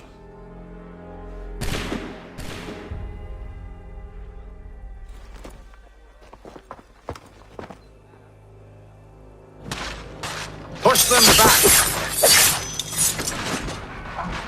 Go on, Hick. We'll both act the guards while you deal with Silas. You shall not have us! For the order!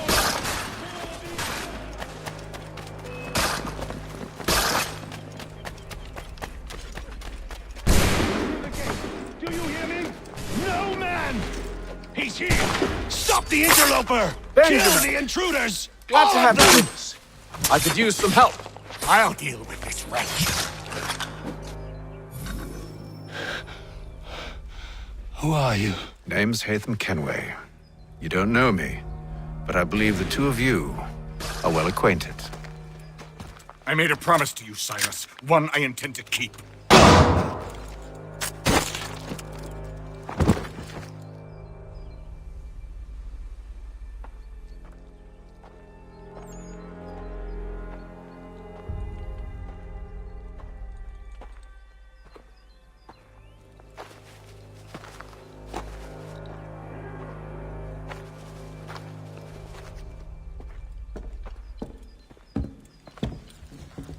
What happens now?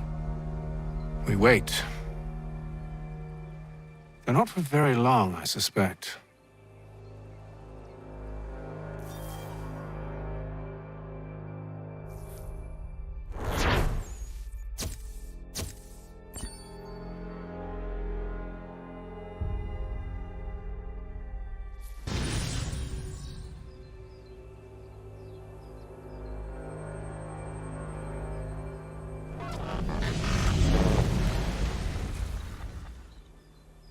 It's been several weeks now since we freed the Mohawk prisoners from captivity.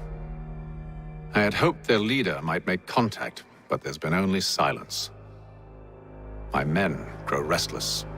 They want to know what comes next, and I do not have an answer.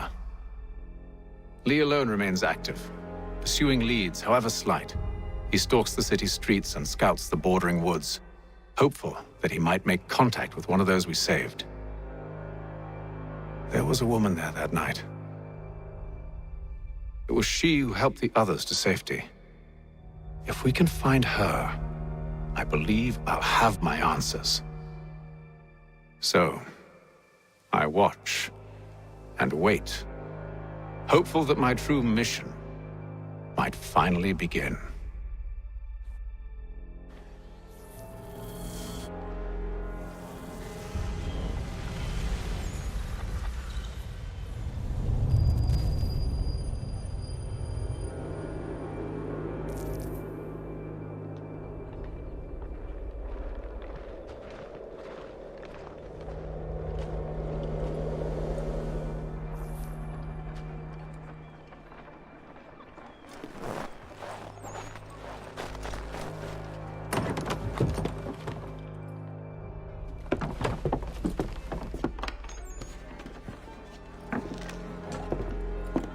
Hello, Charles. Any luck finding our mystery woman? Word is she's been stirring up trouble just outside the city in a town called Lexington. Well, then that's where we begin our search.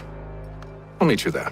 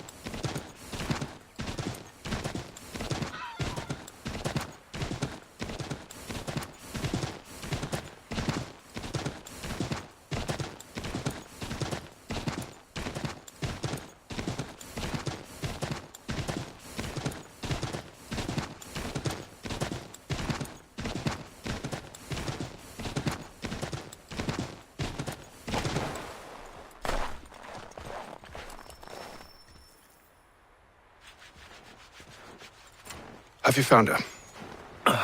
She's made camp not too far from here. Excellent. Well, the sooner we're done, the sooner we can get out of this cold.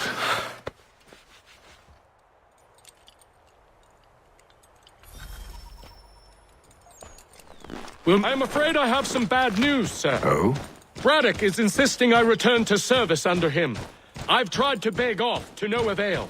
No doubt he's still angry about losing Pitcairn. To say nothing of the shaming we gave him. Do as he asks. In the meantime, I'll work on having you released. I'm sorry for the trouble. Not your fault.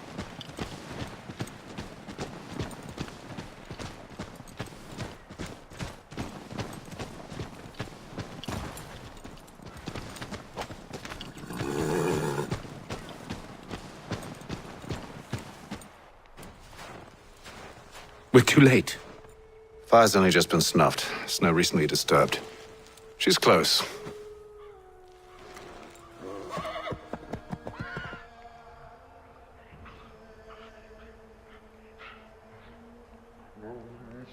Bollocks.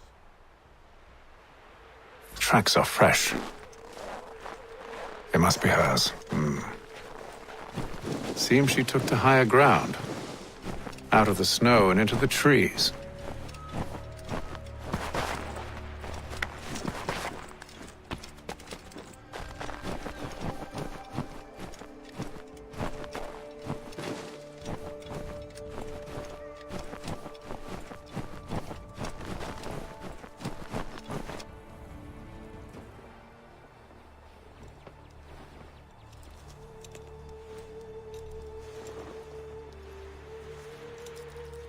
Wait here.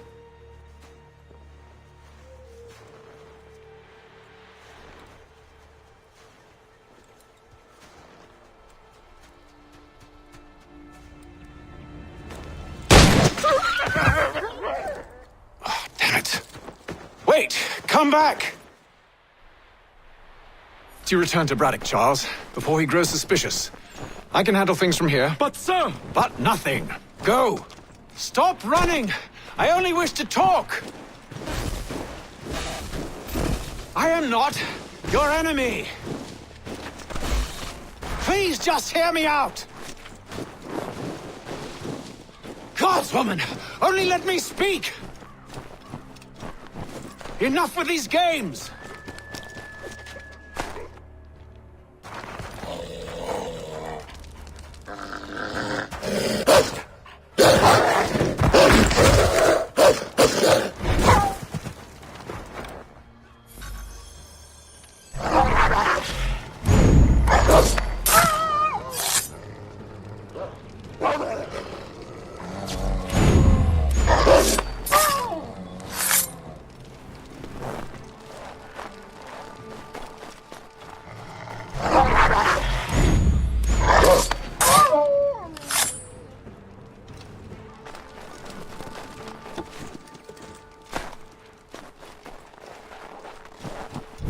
Try my patience, woman!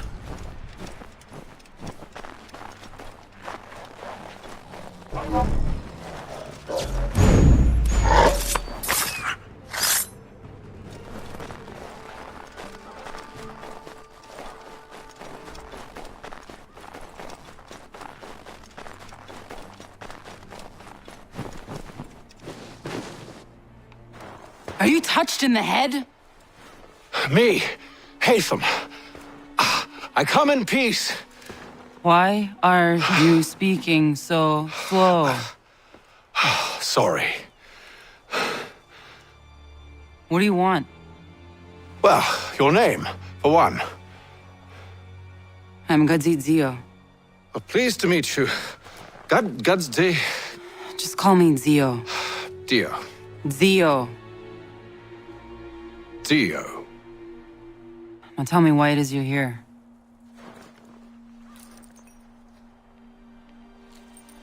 Where did you get this? From an old friend. I've only seen such markings in one other place. Where? Well, it is forbidden for me to speak of it. I saved your people. Does this mean nothing to you? Look, I am not the enemy.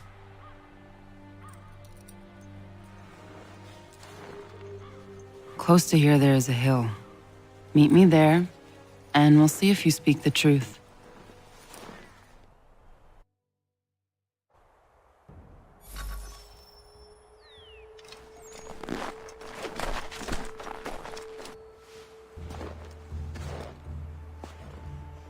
That town hosts soldiers who seek to drive my people from these lands.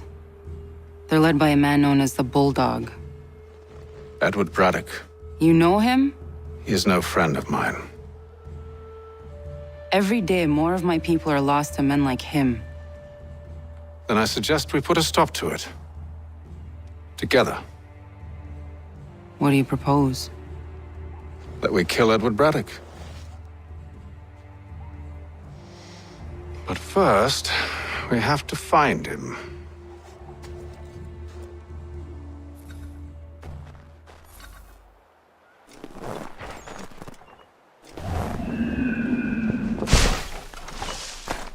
I don't trust you. I know. Yet you remain. That I might prove you wrong. It will not happen. So you say. So I know. Yet, I remain.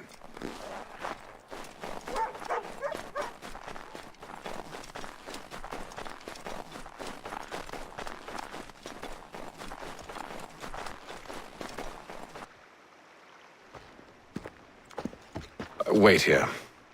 A Mohawkman is likely to raise suspicions, if not muskets. This is hardly the first time I've been amongst your people. I can handle myself. I hope so.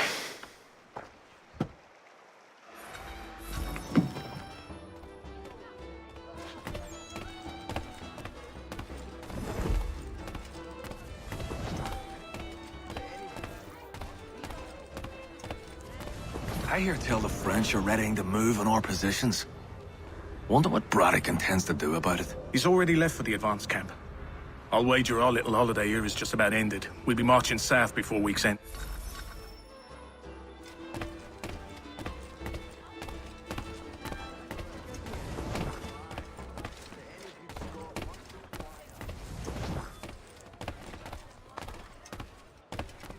Can't stand being quartered there.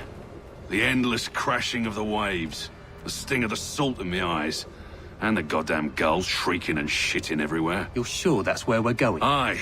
The Bulldog's putting together another expedition. Well, that's what they're calling them now. Expeditions. Aye. Smart too. Slap a fancy name on something and all evil is excused.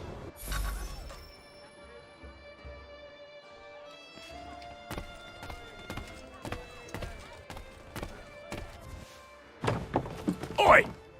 Where you going, Cully? Me? No, the other cock robin. Well, I was leaving. Oh? And now? Well, now... I'm going to feed you your teeth. And you were worried I was going to be the problem?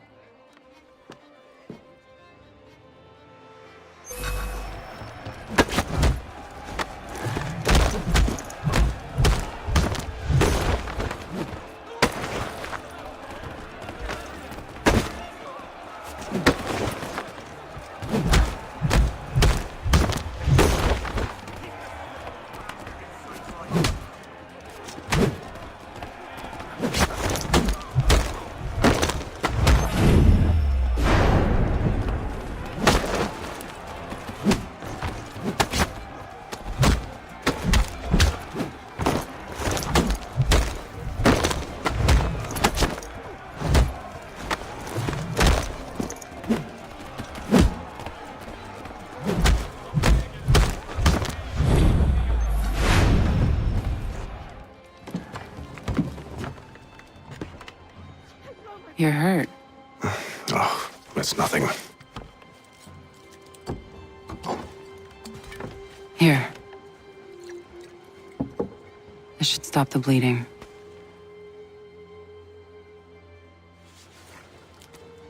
That wasn't necessary. But thank you. We should move on. Meet me at Braddock's camp when you're ready.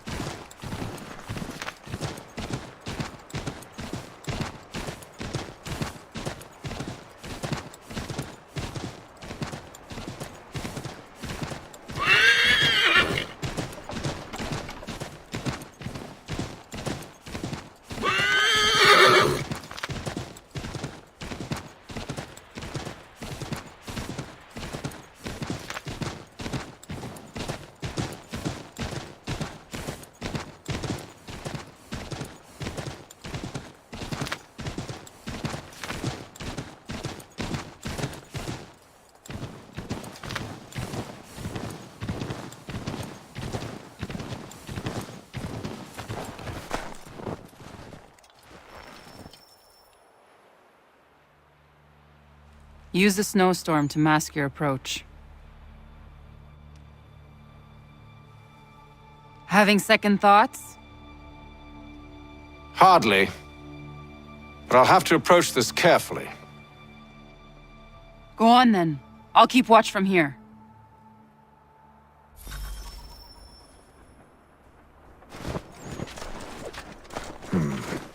I can hide in that cart.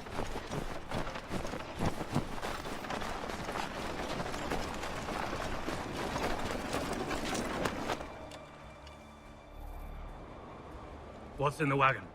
I need a full inventory. As you wish. Let's see. 2 barrels of salt, 12 pounds pork, 10 pounds beef, 7 dozen eggs, 16 wheels of cheese. None of it French, don't worry. 5 bottles of whiskey, couple dozen new uniforms, boots, and leather for patching, blankets, a cart of feed for the horses. What else? That's it? That's all there is?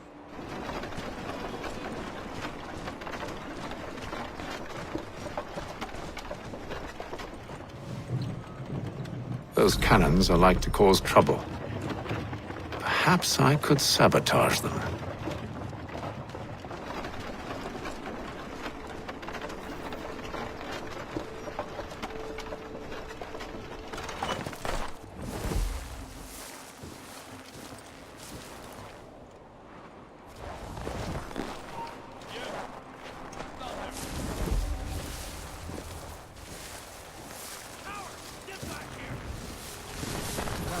Good news. General Braddock refused the offer.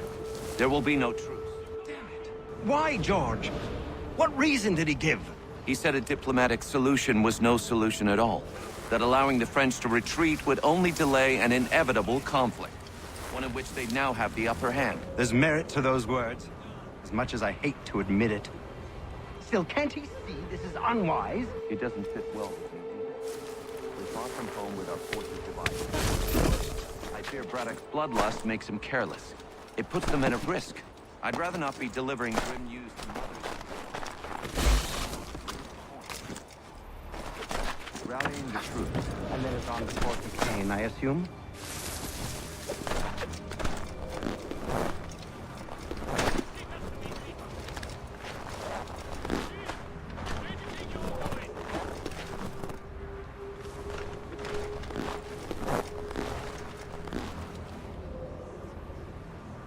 Eventually.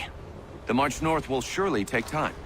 There's a copy of the plans in the command tent should you wish to review them. At least this will be ended soon. I tried, John. I know, my friend. I know. That map will surely be of use. I need to find it.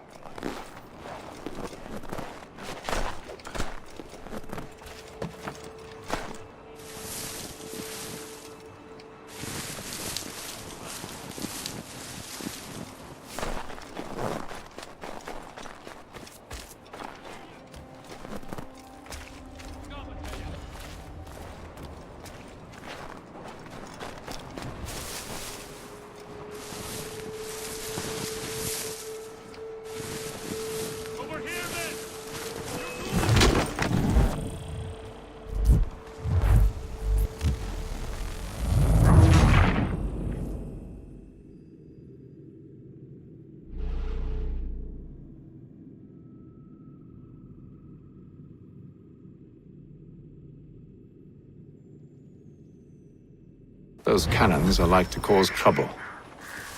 Perhaps I could sabotage them. Good news. General Braddock refused the offer. There will be no truce. Damn it. Why, George? What reason did he give? He said a diplomatic solution was no solution at all. That allowing the French to retreat would only delay an inevitable conflict. One in which they'd now have the upper hand. There's merit to those words, as much as I hate to admit it. So can't you see this is unwise? It doesn't fit well with me either. We're far from home with our forces divided. Worse, I fear...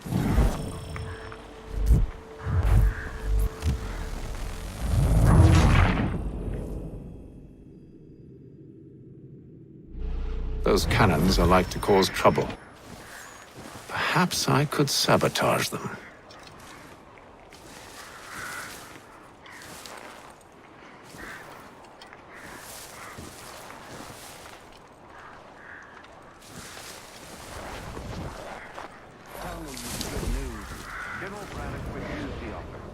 There will be no truce. What reason did he give? He said a diplomatic solution was no solution at all. That allowing the French to retreat would only delay an inevitable conflict, one in which they now have the upper hand.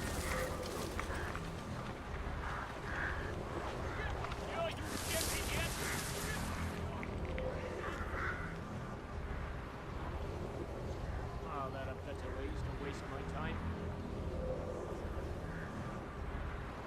There's merit to those words, as much as I hate to admit it. Still, can't he see this is unwise? It doesn't sit well with me either. We're far from home with our forces divided. Worse, I fear Braddock's bloodlust makes him careless. It puts the men at risk. I'd rather not be delivering grim news to mothers and widows because the Bulldog wanted to prove a point. Where is the general now? Rallying the troops. And then it's on to Fort Duquesne, I assume? Eventually. The march north will surely take time. There's a copy of the plans in the command tent should you wish to review them. At least this will be ended soon. I tried, John. I know, my friend. I know. That map will surely be of use. I need to find it.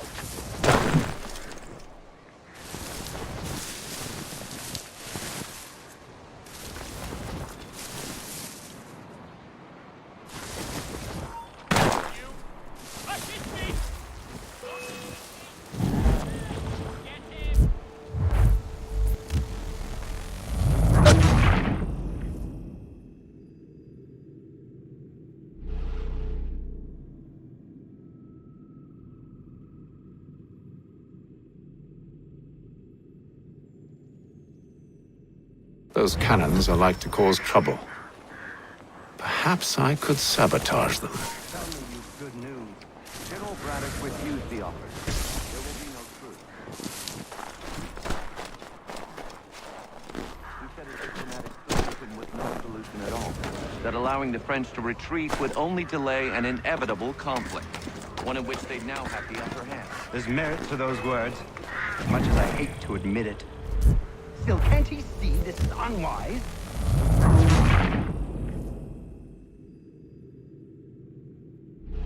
Those cannons are like to cause trouble. Perhaps I could sabotage them.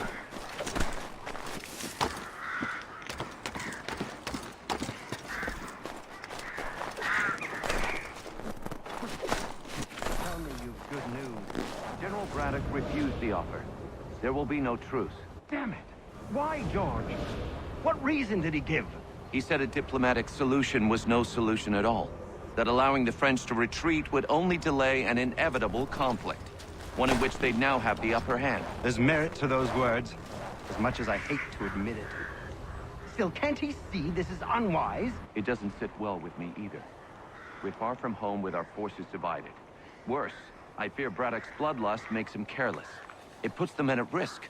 I'd rather not be delivering grim news to mothers and widows because the Bulldog wanted to prove a point. Where is the general now? Rallying the troops. And then it's on to Fort Duquesne, I assume? Eventually. The march north will surely take time. There's a copy of the plans in the command tent should you wish to review them. At least this will be ended soon. I tried, John. I know, my friend. I know. That map will surely be of use. I need to find it.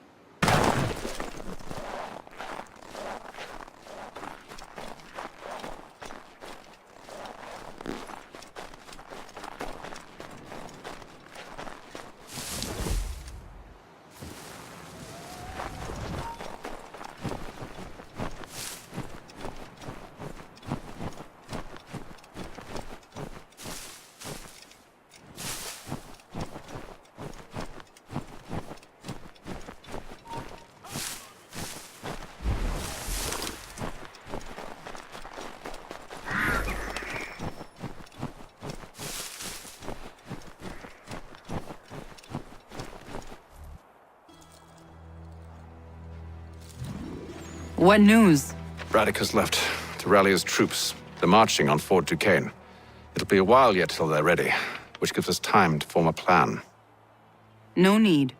We will ambush them here near the river. Go and gather your allies. I will do the same. I will send word when it is time to strike.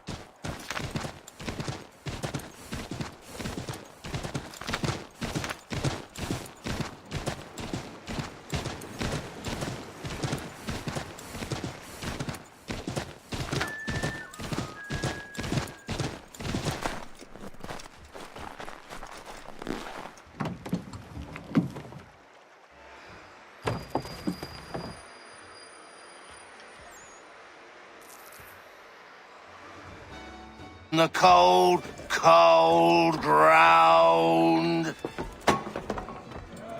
Here, here.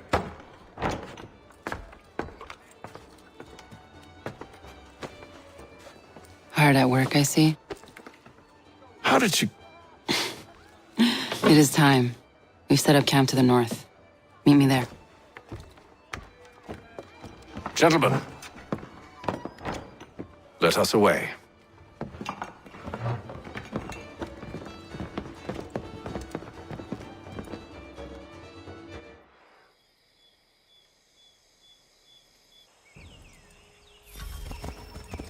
First it was too cold. Now it's too goddamn hot. And humid too. It's a right swamp, I tell you.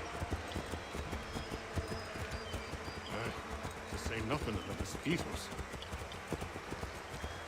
Warm weather and bugs are soon to be the least of our worries. What? You mean the bulldog? Please. We'll be in that one's beef soon enough and on to the next. Where's your boy Lee gone off to? Returned to finish out his service under Braddock. I imagine the Bulldog's none too pleased after the stunt we pulled. Pleased to spin a tale of my incompetence and beg forgiveness. He has a way with words, especially when it comes to flattery. I expect he'll be welcomed back with open arms. Which would give us a man inside. Precisely.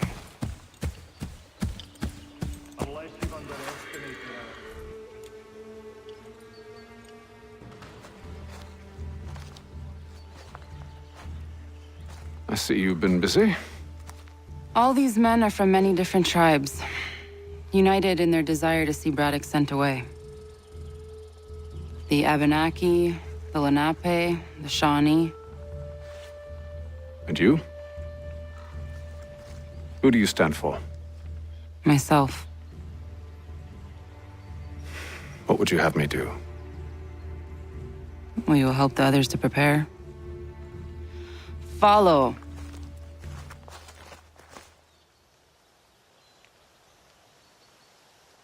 They come. Everything all right, sir? Just savoring the moment. No doubt, many wonder why it is we've pushed so far west. These are wild lands as yet untamed and unsettled. But it shall not always be so. In time, our holdings will no longer suffice. And that day is closer than you think. We must ensure our people have ample room to grow and further prosper, which means we need more land. The French understand this and endeavor to prevent such growth. They skirt around our territory, erecting forts and forging alliances, awaiting the day they might strangle us with the noose they've built. This must not come to pass. We must sever the cord and send them back. This is why we ride, to offer them one last chance.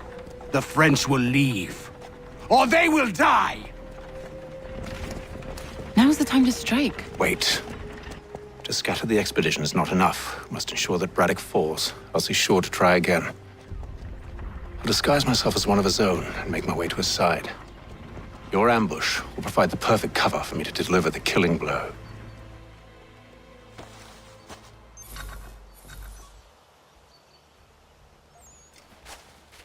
We await your signal. There, in front of us.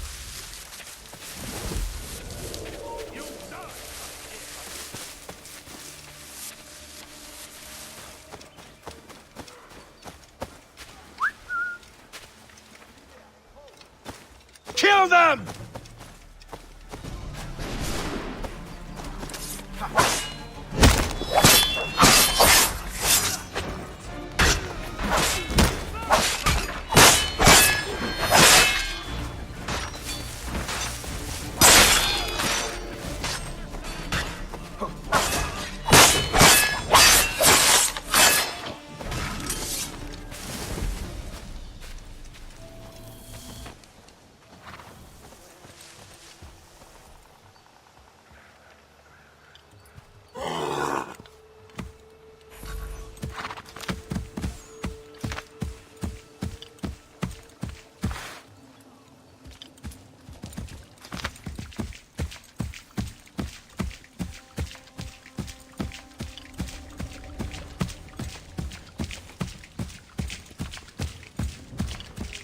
I'm telling you, we packed the cart too high. The ground is uneven.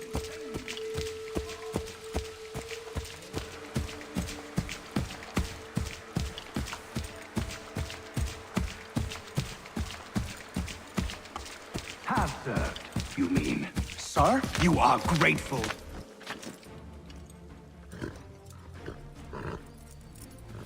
Edward. Not so fun on the other end of the barrel, is it? Look out!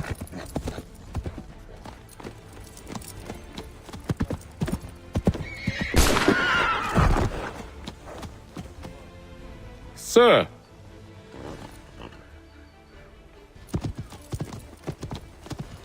Where are you off to, Edward?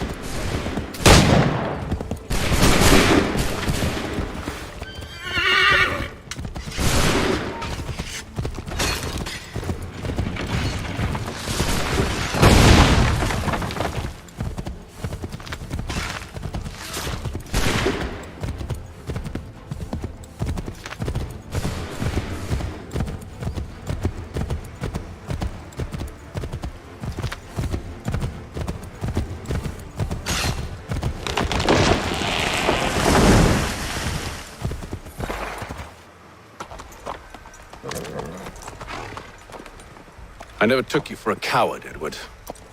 Come on, then! Such arrogance. I always knew it would be the end of you. Is the end of you.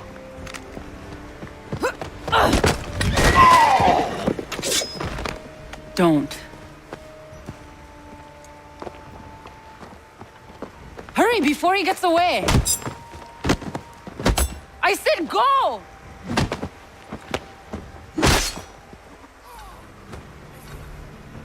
I don't deserve this!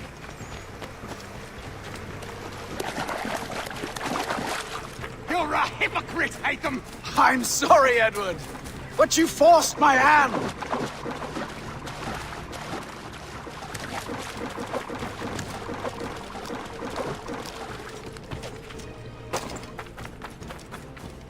Oh, damn it!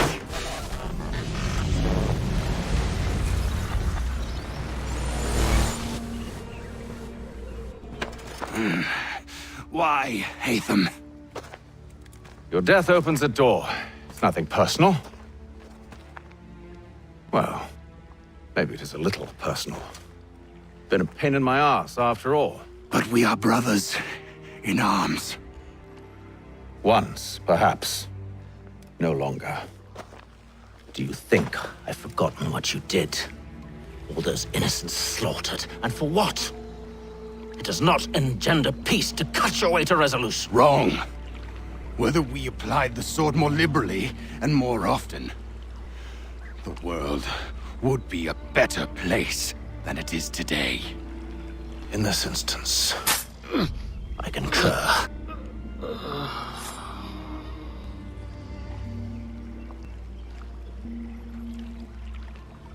Farewell, Edward.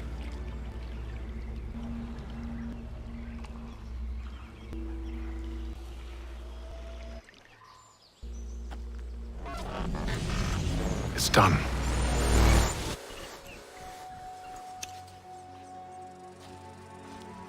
Now I have upheld my part of the bargain. I expect that you will honor yours. Follow me.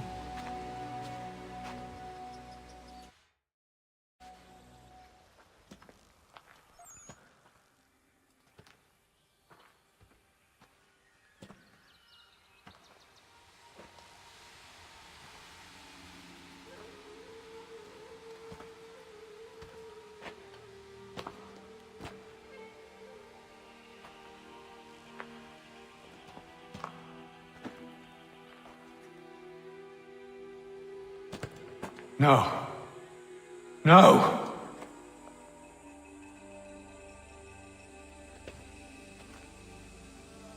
You seem disappointed. I thought that I held a key that would open something here. This room is all there is. I expected more.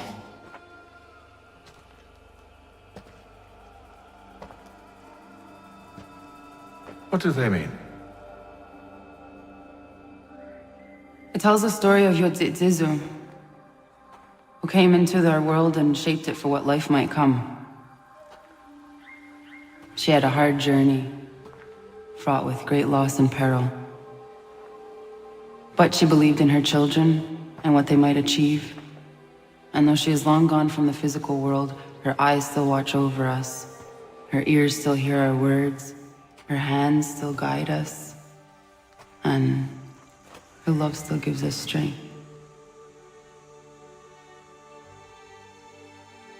You have shown me great kindness, dear.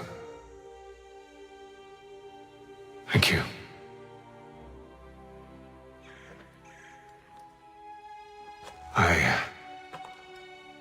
I should go.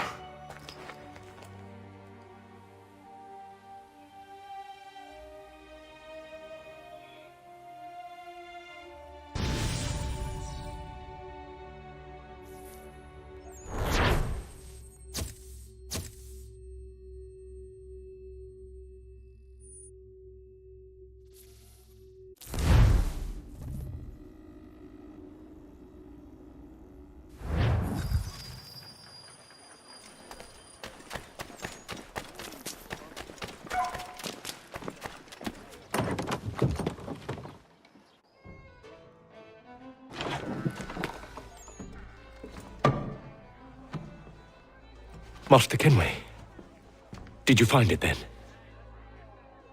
It was not the right place. The others are waiting for you.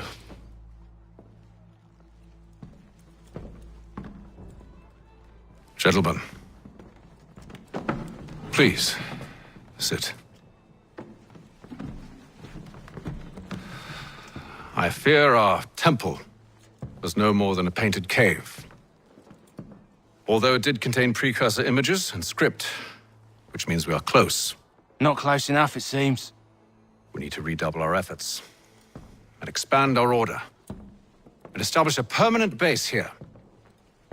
Although the site eludes us, I am confident we will find it. Truth. Hear, hear. Furthermore, I believe it is time we welcome Charles into our fold. He has proven himself a loyal disciple and served unerringly since the day he came to us. He should be able to share in our knowledge and reap all the benefits that such a gift implies. Are any opposed? Very well. Charles, come, stand.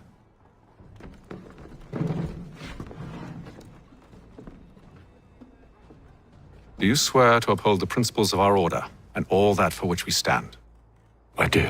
And never to share our secrets nor divulge the true nature of our work? I do. And to do so from now until death, whatever the cost? I do. Then we welcome you into our fold, brother. Together, we will usher in the dawn of a new world, one defined by purpose and order. Give me your hand. You are a Templar. May the Father of Understanding guide us. May the Father of Understanding guide us. Wait, what?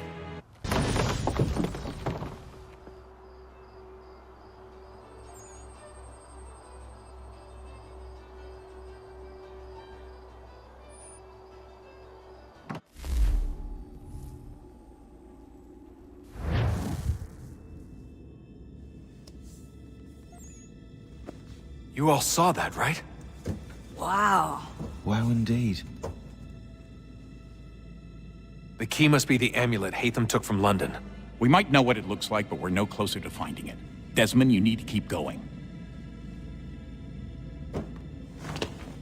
Hey, he's your ancestor too. Why don't you hop in the Animus? Really? That's your response? It's like dealing with a 6-year-old. What is wrong with you, Desmond? You want to know what's wrong? I'm sick of being treated like I'm not even here. Desmond, do this. Desmond, do that. Desmond, you better figure things out because the sun is going to turn us all to ash. And I know I was really nice to you, but actually I'm just another Templar plot twist. And yes, I would like very much for you to be controlled by a magic space wizard so that you can murder me. So there's your answer. I'm sick of being a goddamn pawn. I thought it might be different with you. I mean, you're my father, but turns out you're no better than the fucking Templars. Don't you ever equate me to those bastards again. You hear me? Everything I do, everything I have done, has been for you. Maybe I pushed a little too hard, asked a little too much. But try and remember exactly what's at stake here. You need to get it together, kid. We're running out of time. That was unusual. Well, I'm just going to pretend that this never happened and get back to bringing everyone up to speed on where we stand. The news isn't good. It appears this temple is powered by a collection of, well, I guess they're batteries. You found one on your way in, but there aren't any more, at least not down here. Any idea on where we can find replacements? Not yet, so I intend to tiptoe into the Abstergo database. Now, if I can cross-reference these particular devices with their database, then maybe we'll get lucky. See what you can do. Obviously. Anyway, Desmond, you can either take a look around here or we can head back to the Animus.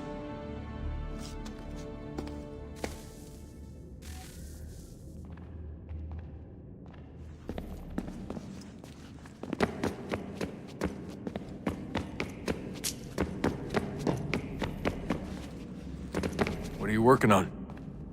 Lots of different stuff. If you're going into the field, we need a way to keep tabs on you and stay in touch. Hacking into local security systems won't cut it. Thanks. For what? I don't know. Everything. You've sacrificed a lot for me. You and Sean both. I mean, you upgraded the Animus, you helped train me, pulled me out of that coma. You put all that work into the database and helped me solve Clay's puzzles. I know I haven't been the easiest person to work with, and I'm sorry for that. I just want you to know that even if I'm shitty at showing it, I appreciate everything you've done.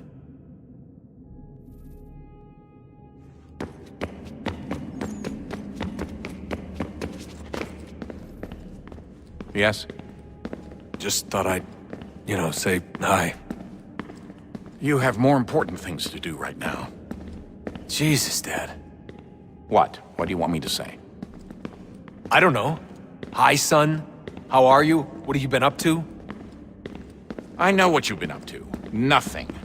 You wasted away in some shitty apartment with a pointless job, while the rest of us were out there fighting to make a difference. You are such an asshole. Are you thinking about hitting me again? Because this time, I will hit back.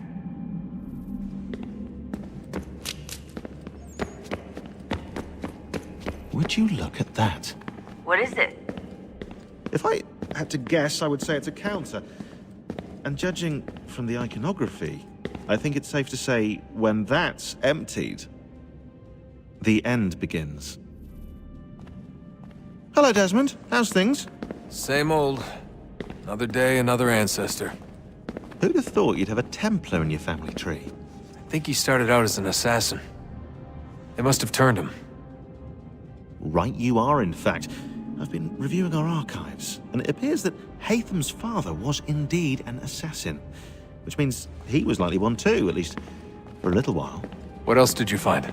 That fella from the opera, Reginald Birch, Grand Master of the London chapter of Templars, he and Haytham's father, a man named Edward, well, they were long-time rivals. Now, it appears Birch got his hands on Haytham at a rather young age.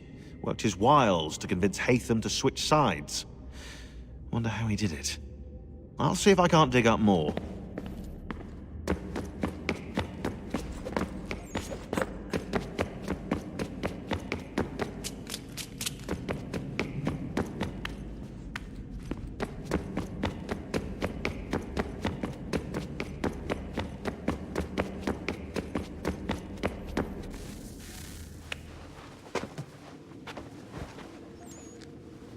All right, here goes. Undan nizero het stanyu. Awira awa unde yard on jadagu. Tone warda nagarade. Desajera nero niha. Nektiyate huwayata nekera.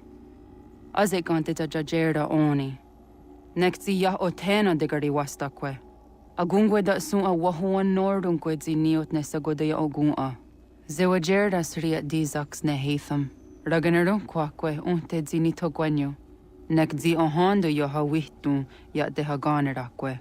Zinuer o jokwa Templar agwego tadinya darhox. Ne ha atket sanis. Zigatke sun arian a higun sagandanu agat gato zine sagar skanex.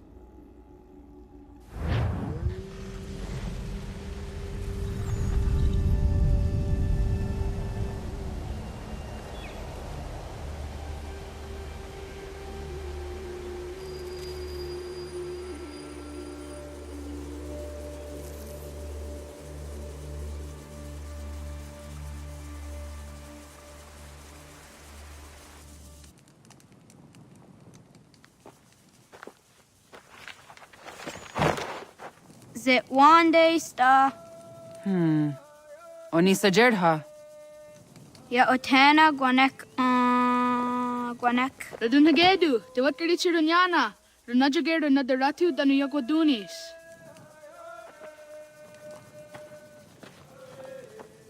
How was? Nexi dosa izi nakahonda di yahaze. Erda izuit di jona wat stage. Gariwis wat gano harenyu tigo yorunya zawadah gwanya suma. Gana squaxa rana Johnny.